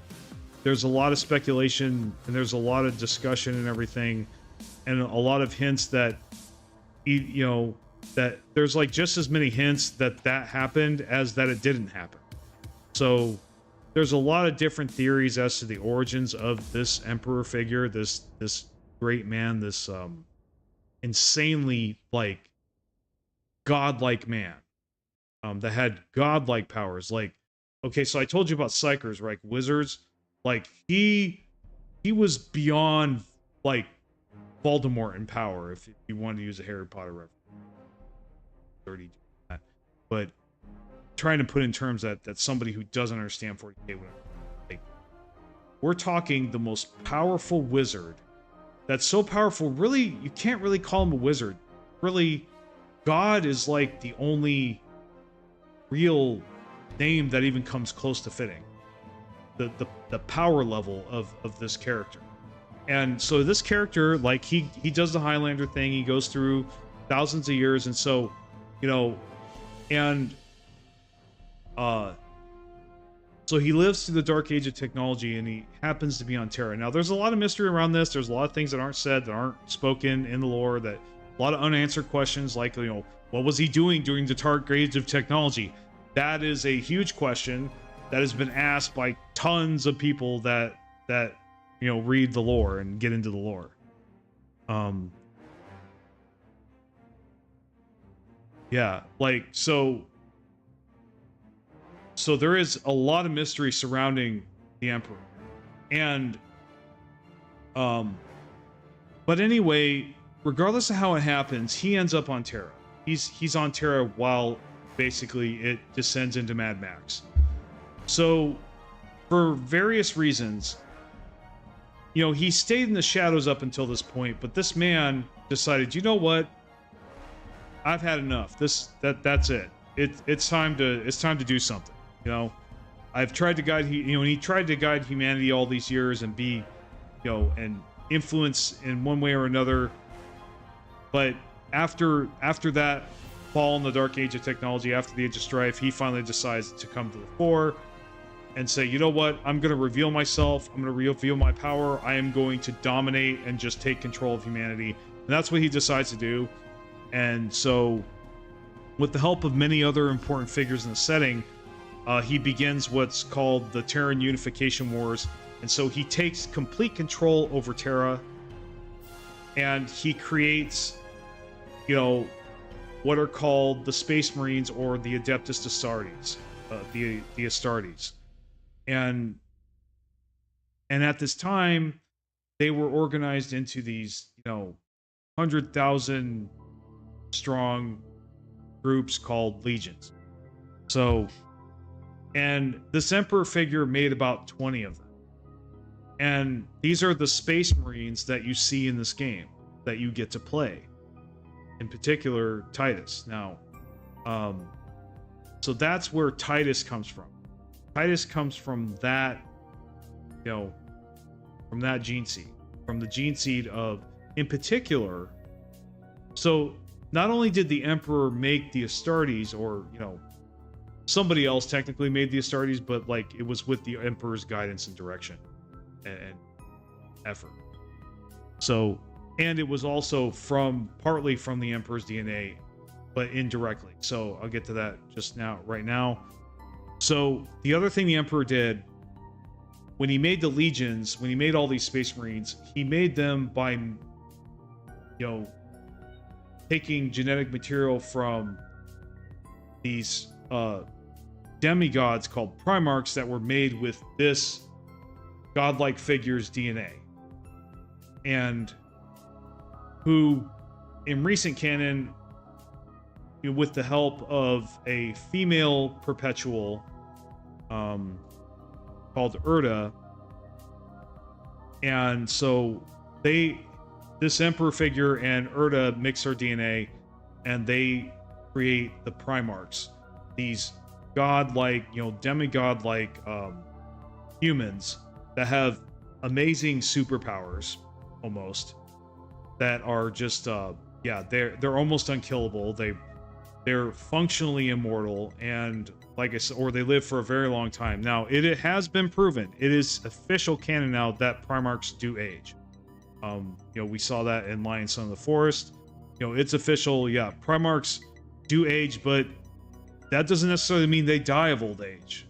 Okay, so, but they, and Lionel Johnson in particular, one of the Primarchs, you know, he slept for 10,000 years, but he did not go into stasis or anything. So, like, yeah, at the very least, Primarchs live for an insane amount of time. You know, for eons. They can live for eons. So that's proven as well. But anyway, he makes these super godlike beings from his DNA. And then with their DNA, he creates the Space Marine. You know, guys like Titus, main character of Space Marine. That's where the Space Marines come from. What time is it right now? 31. Let me see if the game is up. Now, there is a lot more I could cover. A lot more. Especially why there are, I haven't even told you why there are bad guys of the setting. Or some of them.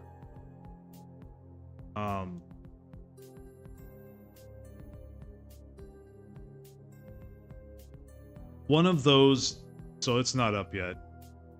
One of those Space Marines, or one of those Primarchs in particular, one of these demigods, was named Rabuti Gilliman, and he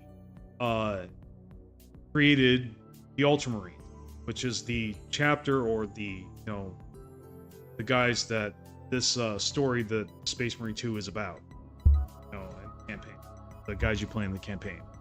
They are directly derived from his gene seed. Now, Gilliman has a really great story too. I don't really think I have time in the stream to talk about it, but so I do want to briefly cover the next thing that happens. So he creates the Astartes, and then he takes to the stars this Emperor figure, and he leads all the Space Marines, and they go out. And now, when he created the Primarchs, unfortunately, a lot of people think it's chaos.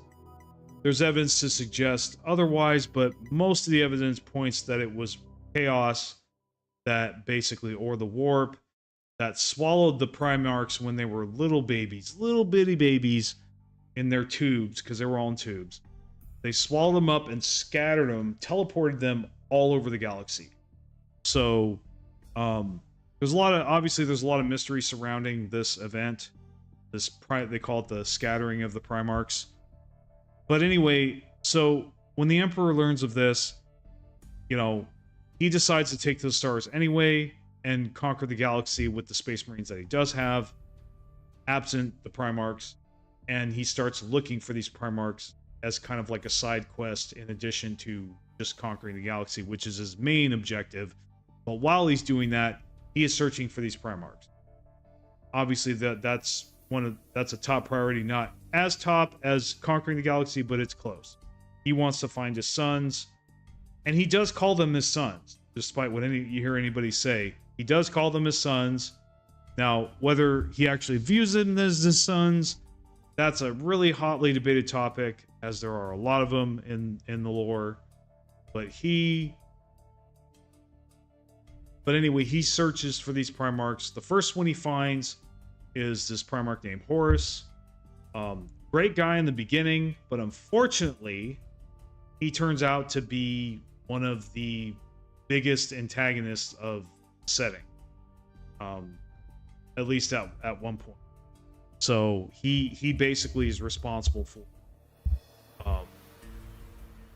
ruining the Emperor's dreams, partly, or at least partly responsible. Some would argue that it's Magnus, another Primarch. He's the Psyker Primarch.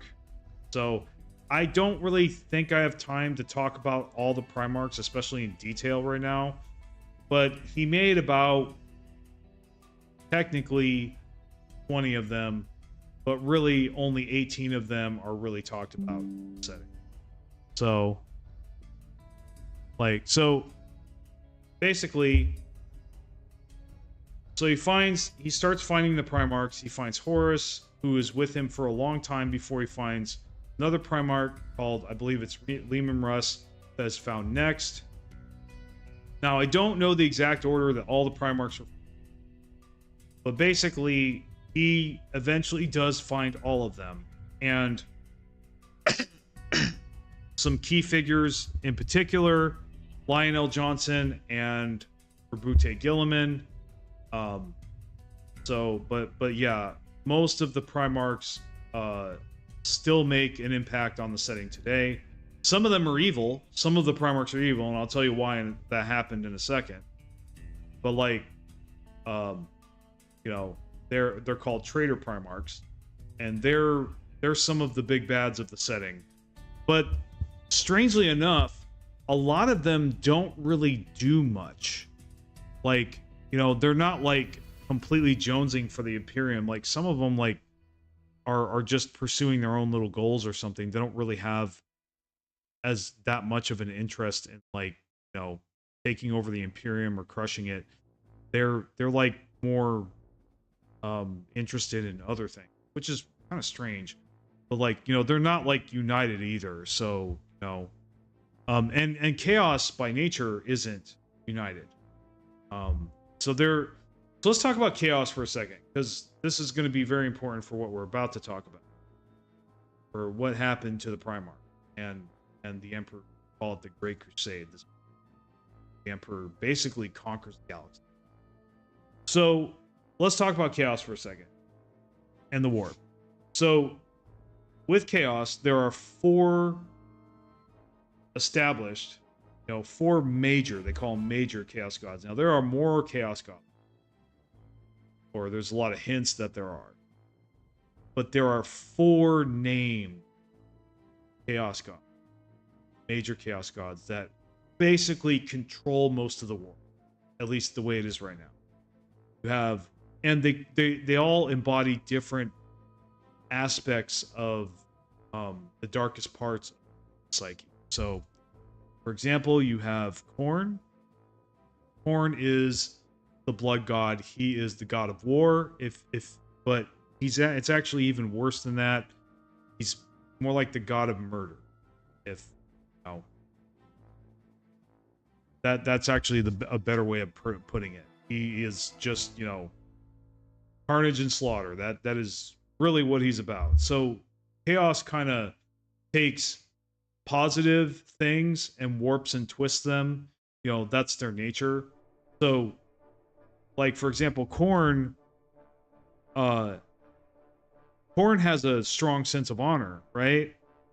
And doesn't believe in like stabbing you back or anything. But then again, he takes that to a very unhealthy level. You know, he takes the art of war to a very unhealthy level, right? We'll just say that. So, you know, he's about constant carnage. You know, the saying goes, it doesn't matter where the blood flows as long as it does. So that's Khorne's MO. Then you have Tzeentch, who is basically the trickster of the Chaos Gods. He uses the power of the mind. He's a sorcerer. He's the psyker of the Chaos Gods. I mean, they all use psychic power to an extent. They're all psychic in nature, all warp entities, but Tzeentch especially is really deep in, you know, he's the thinker, right? He's pretty much, you could consider the smartest out of the Chaos Gods. In fact, there's a lot of evidence to suggest that at many times he was the most powerful, but he kind of got bored and decided that it was more fun to lose and then try again than to actually win and just, you know, blow everything up, or, you know, pacify the warp, or whatever would happen if one of the Chaos Gods won. Which, so, and I'll get to the great game in a second, but like the next Chaos God is Slaanesh. So you may have, so this is kind of like Lovecraftian, right? You know, the Lovecraftian themes of like Cthulhu and stuff, and like that there are malevolent entities in the universe and everything, and that's why it's so dark and all that stuff. I don't agree with Lovecraftian. I'm not a fan, but this is what it's inspired from. These Chaos Gods, they come from like, you know, the Cthulhu stuff and Lovecraftian stuff. That's what they're inspired by, as far as I understand. So the next Chaos God you have is Nurgle. He is the god of entropy and decay, basically disease, you know, icky stuff. He's the god of icky stuff. He's the god of ick. And so like rot, decay, flies, bugs, you know, nasty stuff. He's the nasty Chaos God. Though not you know, the only nasty Chaos God, but he's the nastiest, I would think. So, strangely enough, though, he actually, there's a lot of lore mentioning that he cares about his subjects. He's actually very loving and caring. There is debate. That's a debate as well, ongoing debate whether Nurgle actually cares or not. But he also, on the flip side, does embody rebirth and renewal. So that's kind of his positive aspect. But it's just the thing of it is, the Chaos Gods aren't interested in positive at all. They are malevolent. Make no mistake about it. So while he does represent that part of human psyche, now Nurgle's a little weird in that he doesn't necessarily represent human psyche like Korn or Tzeentch does, but he represents, just decay and entropy, the concept, the principle. So anyway, that's Nurgle. Yeah. So decay and rot, that's Nurgle, and then you've got disease and then you got Slaanesh. So Slaanesh is the god of extreme sensation of pleasure and extreme emotion and just hedonism, taken to the extreme, not beyond the extreme, like into the depths of hell, basically. So I mean, some YouTubers have called her the god of X and rock and roll. I mean, I don't really agree with that.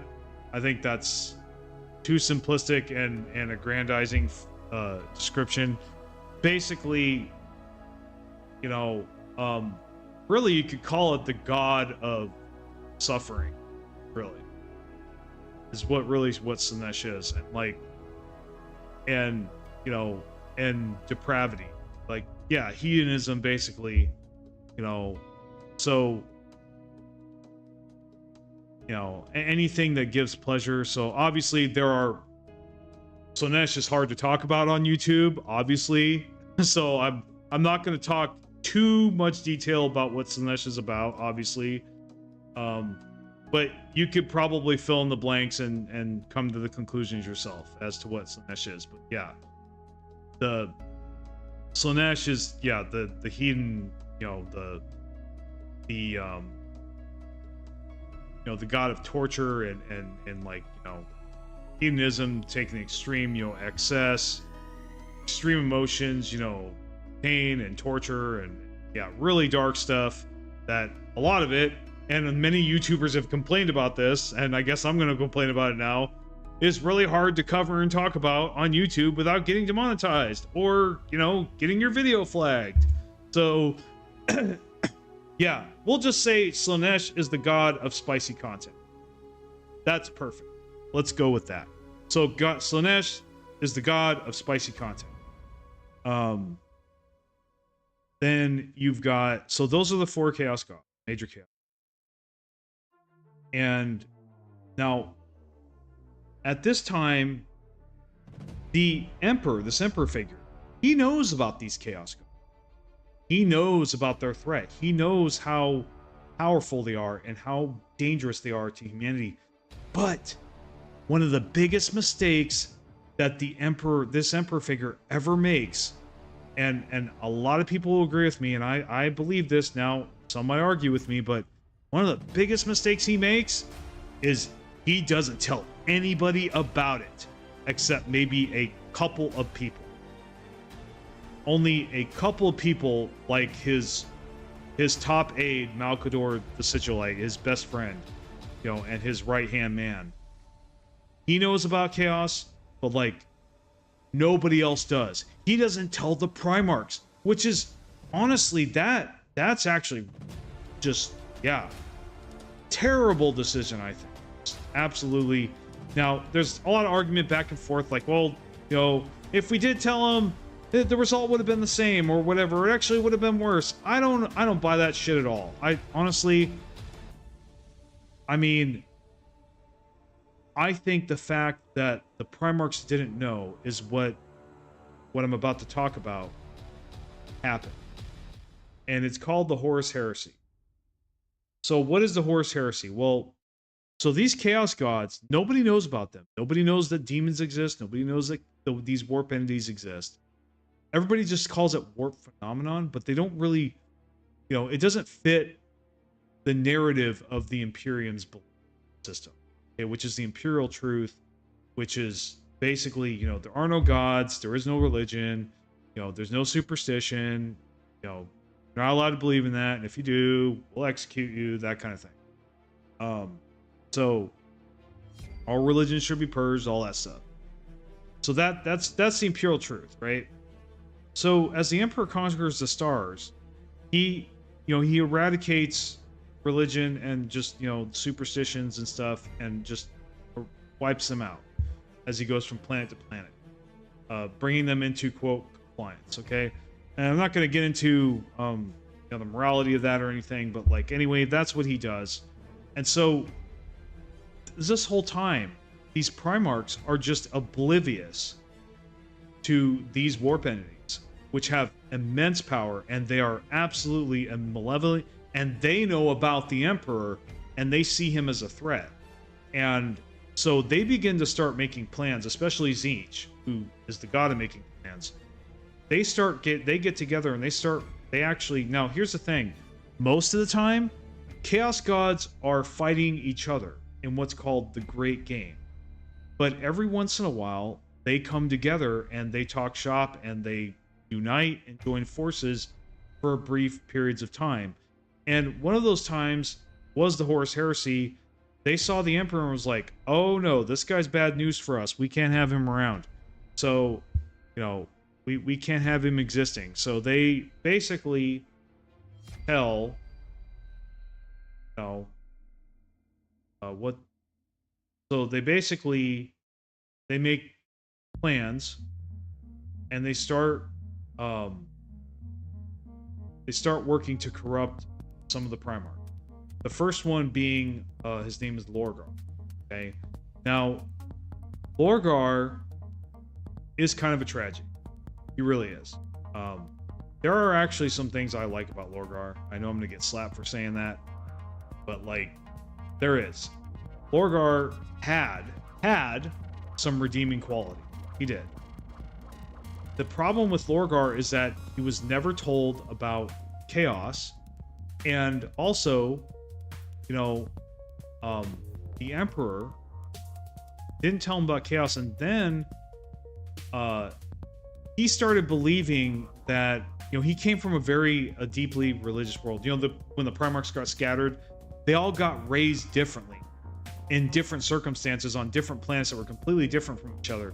So some of them were raised really well, like Berbuti Gilliman, who had, some would argue, was privileged. I don't think he was privileged, but yeah, he definitely had it better than some of the Primarchs, for sure. But so some like Berbuti Gilliman, they had a much easier time than, say, other people like the Lion, who grew up in a chaos-infested forest for the first half of his teenage years, for most of his teenage years, until he was found as a young adult. I think he was a young adult when Luther found him. But anyway, so yeah, so every Primarch went to a different world and grew up completely differently from each other. So they all have completely different personalities. Now, Lorgar's personality, he grew up on a very religious world, and that world worshipped chaos for a long time. Well, he knew about it, and he got in with some bad people that didn't let him know that they were bad people. Koth Erebus and Koth Orpharon, they were chaos worshippers, but they didn't tell Lorgar. And Lorgar outlawed the chaos religion there and eradicated it. And so, but when he saw the Emperor, in his mind, the Emperor was a god. And because Lorgar was deeply religious, he could not help but look at the Emperor and think of him as a god. And you can't believe, I can't go into it now, but how ironic that is. But anyway, why am I telling you this? Well, Lorgar thinks he's a god. Well, Lorgar becomes an idiot And instead of just, keeping it to himself, he decides to go on a crusade, or while he's on the Great Crusade, bringing worlds into compliance, he's forcing those worlds to be religious and worship the Emperor.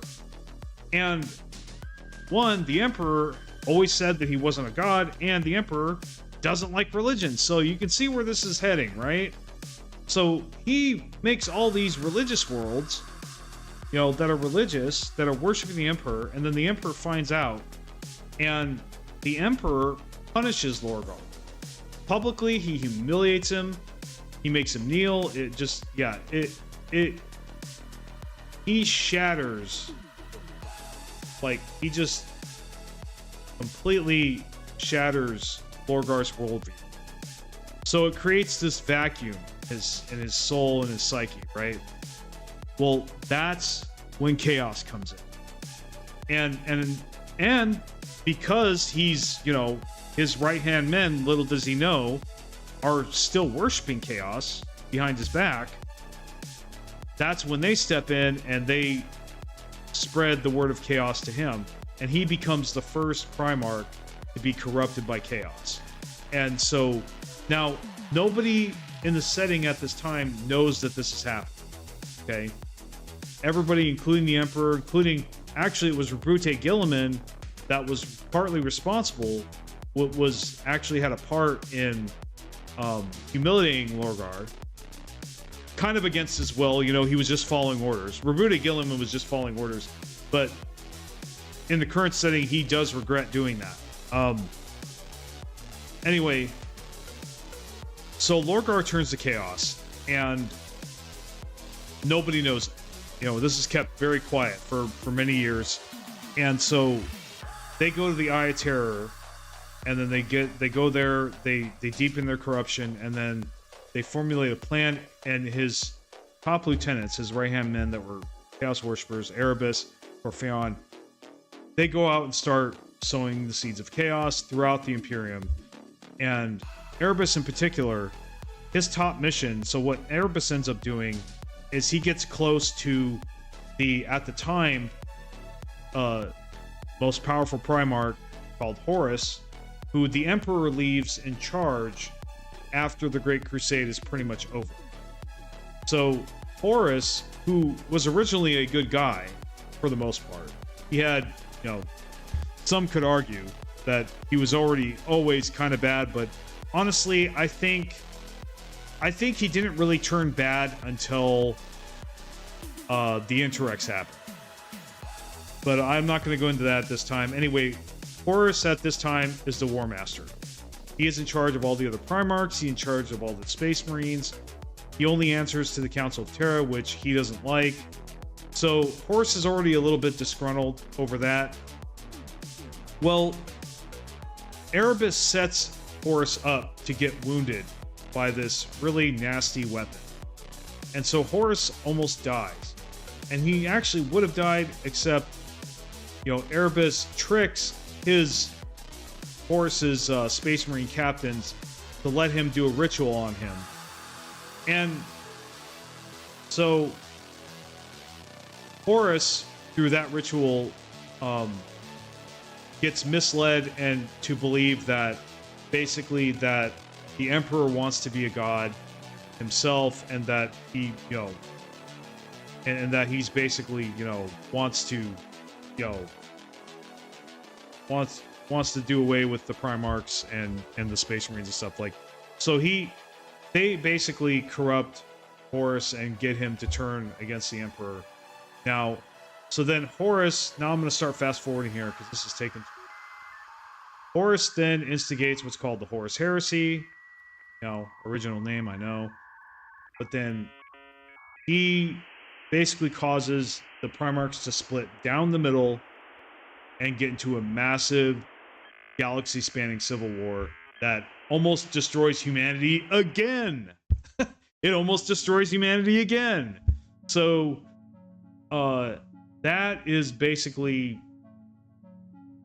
and so that half that rebelled against the Imperium with Horus, they are now called the Trader Space Marine, and you may encounter these in the Space Marine 2 game. So that's where they come from.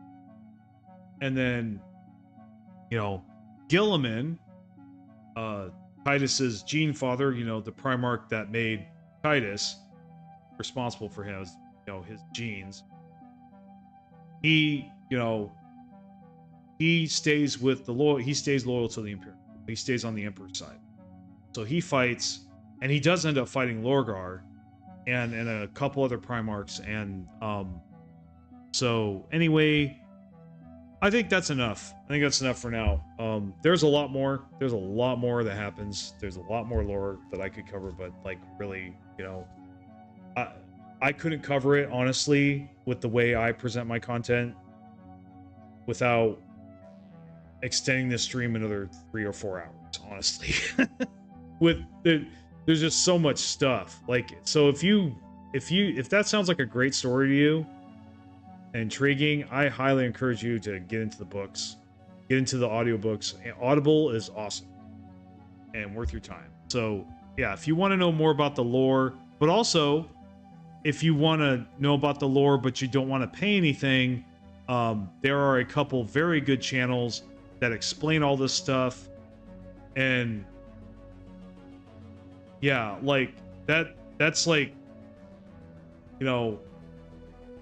there are a ton of YouTube channels out there. I'm telling you, there are dozens of YouTube channels out there that will teach you the lore, that you can just hours and hours of content that you can sink your teeth into. The first one I recommend, and he is the biggest, is Luton09. That man knows his shit. That guy, I mean, we call him the lore master for a reason. There's other YouTubers that compete with him, but like he has the most subscribers, but he does these really amazing long form videos that just drench you with knowledge, like with lore knowledge, like a fire hose. Okay. And he also, the other thing that makes him unique is he also talks about some more obscure aspects of the Imperium that, a lot of your YouTubers, they don't necessarily talk about. And those get a ton of views, and those are very, also, he's great to sleep to. Yes, I raise my hand. I declare myself, I am a part of the Luton Sleep Club. Just thought I'd say that. I am one of the Luton Sleep Club members, have been for a long time. Not every night, but yeah, many nights I've gone to sleep to his lore. It's, yeah. Maybe even a guilty pleasure, you could call it. But yeah, so shout out to him. Great channel. I recommend, if you really want to know the lore and history of Space Marine, give that guy a look. Amazing channel. And then there's a couple other channels I recommend. One is called 40K Theories. The guy who runs it, Remley's, is a really cool guy. I actually super chatted him the other day, and actually he was actually streaming this, and I got to watch a stream recently and actually talk to him. It was pretty nice. It was like, hey, senpai noticed me moment. So he also, and also if you want to really get into the humor of the lore of this and actually want to learn a lot of lore at the same time, but also laugh your ass off, there is a YouTuber called Alpha Busa. I can't really spell his name, but like, it's called, and he did a series called If the Emperor Had Text-to-Speech Device. Now, it doesn't really cover the current events in the setting, such as the resurrection of the Primarchs or anything like that, of some of the Primarchs, but he does cover, like lots of other different stuff, but like really it's a parody of Warhammer 40K, but it still teaches you a lot about the lore, and it gets you interested in other aspects that you may not have seen and whatnot. So it's absolutely hilarious. I think it's one of the funniest things I've ever seen on YouTube, and it really sucks how it ended, but there's like maybe 20 or 30 different episodes, And really, if you and there's also this podcast, which is great. I used to sleep to that. So I used to watch the absolute crap out of this series, and so I recommend to anyone. So Alpha Boost is another one. There's another guy. I unsubscribed to him. Not going to get into why, but he is a legitimate channel, and I did like him for a long time. So I will give him a shout out. His name's Major Kill, and he is really funny. By the way, he is one of the funniest YouTubers for sure. He's Australian. He definitely uses that to his advantage, and he's, you know, so if you like the lore but you don't have the attention span, like really deep dive into it all at once, his is a great channel. He's basically gluten for people with ADHD, basically. That's Major Kill. So check out his channel if you've got ADD and you don't have time to watch long form videos, or you don't want to be a part of the sleep club. Yeah, he's kind of like me, honestly, where I break stuff down very quickly and I put it in a nutshell and I condense it down, and I only give you the, you know, important parts, and I don't have a lot of fluff in most of my videos. So he kind of follows that same spirit. Just cuts the bullshit, you know, paraphrases, just, you know, and he does it in a very funny way. So yeah. Anyway, so there was just some things he said recently about the lore that I didn't agree with, and was kind of like, you know what, nah. And I unsubbed that. So, but I don't want to talk about that, especially in detail, especially on the channel. I don't want to do that, because then we'd be getting into those issues again. So, but yeah, that's so those channels. There's a couple others. I know I'm missing one. I think I actually like this. He does a lot of shorts. It's deadlifts for the Dark Gods. That channel's really good. But they do more shorts than they do videos. But the shorts are really entertaining. I like the music that he uses. It's pretty cool. Very thematic. I think Astartes Anonymous. There's Sandman of Terra. That's another really good one. Another one that has a lot of really big long form videos that are very informative, though I don't think are always completely accurate, or as interesting, is Tales from the Black Library. I think that's what it's called. He's kind of up and coming. He's a newer YouTuber, and he recently took a break. So, like, I mean, but he does a lot of deep dive stuff too, like Luke does, just kind of, you know, on a different scale. Yeah, so that's what I recommend. If you want to know about the lore of Space Marine 2, check out those channels. I can't recommend it enough. Changed my life. Those channels changed my life. They're on my subscription list. But anyway. Yeah, so anyway, let's check and see. Might have to do this tomorrow, guys. Yeah, let's look at the store again and see if it's up. Might have made a mistake. So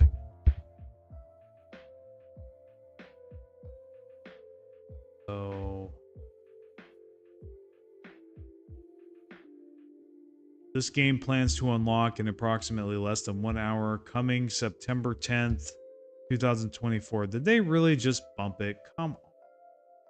Don't bump it. All right, well, in that case, yeah, we're gonna have to start tomorrow. Unfortunate, but whatever. I was hoping that maybe we could get into it tonight, but looks like that's not going to happen. Looks like they pushed it back slightly. Hopefully it's slightly, and there isn't some kind of drama about to happen where they keep pushing it back. I hope that doesn't happen. That's going to be damaging for the game if they do that. So yeah. But, you know, actually, this was really cool. I enjoyed this. You know I was a little all over the place with the lore, but, like, I'm really kind of surprised at how much I got into telling that story. And I really enjoyed telling you guys about the lore. I did. So, like, it's a shame it's on a stream because, like, nobody's gonna see this really. Like, nobody really sees my streams after the fact. I've seen the numbers. So, like, anyway, but I do appreciate you guys that did come on and look at it. And in the future, I am gonna take steps to kind of encourage viewers to get on my stream, because I don't want to stop streaming. I think so. What I'm gonna do, along with my regular videos, I'm going to casually take out shorts here and there out of my live streams and, you know, post them. You know, do them up, make it, or even small videos, like maybe 3-5 minutes long, about a particular thing that happens in the live stream or whatever.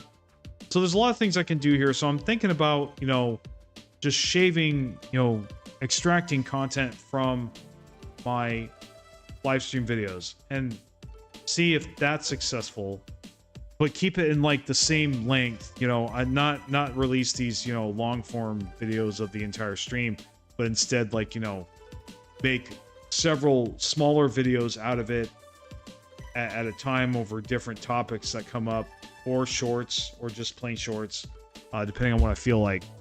So look for that as well. Anyway, if I don't think a lot of people here are new to my channel or new to Warhammer, but, like, you know, like I said, and to be clear, I'm not a lore channel. At this time, I have no plans to be a lore channel. This was an anomaly, and I usually never talk about Warhammer 40k lore on my channel. This is the first time I've ever done it. So, yeah.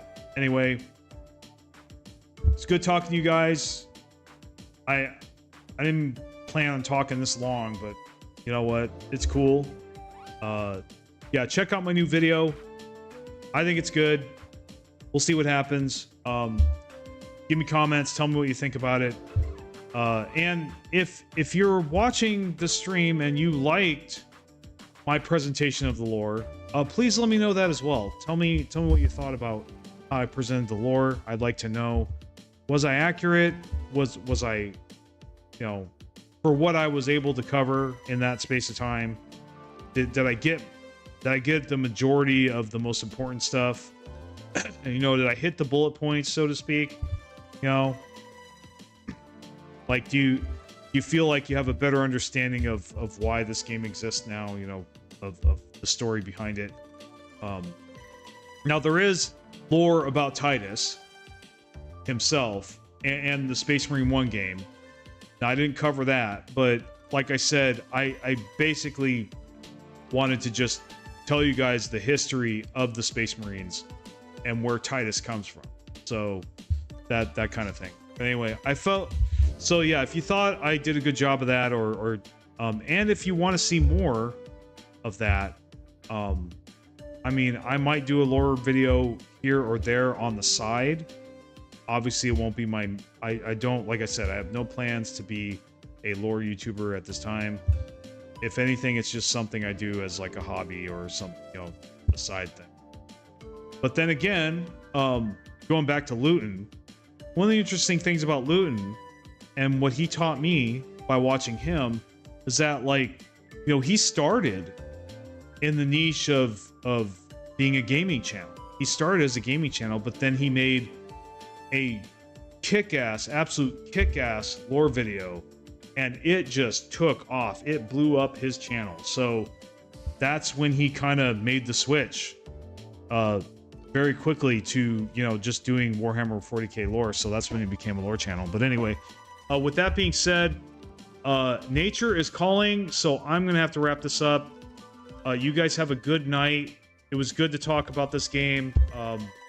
Too bad we couldn't play it tonight, but look me up. I'm doing a Volairen show tomorrow. We will showcase Space Marine 2, hopefully, unless they keep pushing it back, which hopefully they don't do.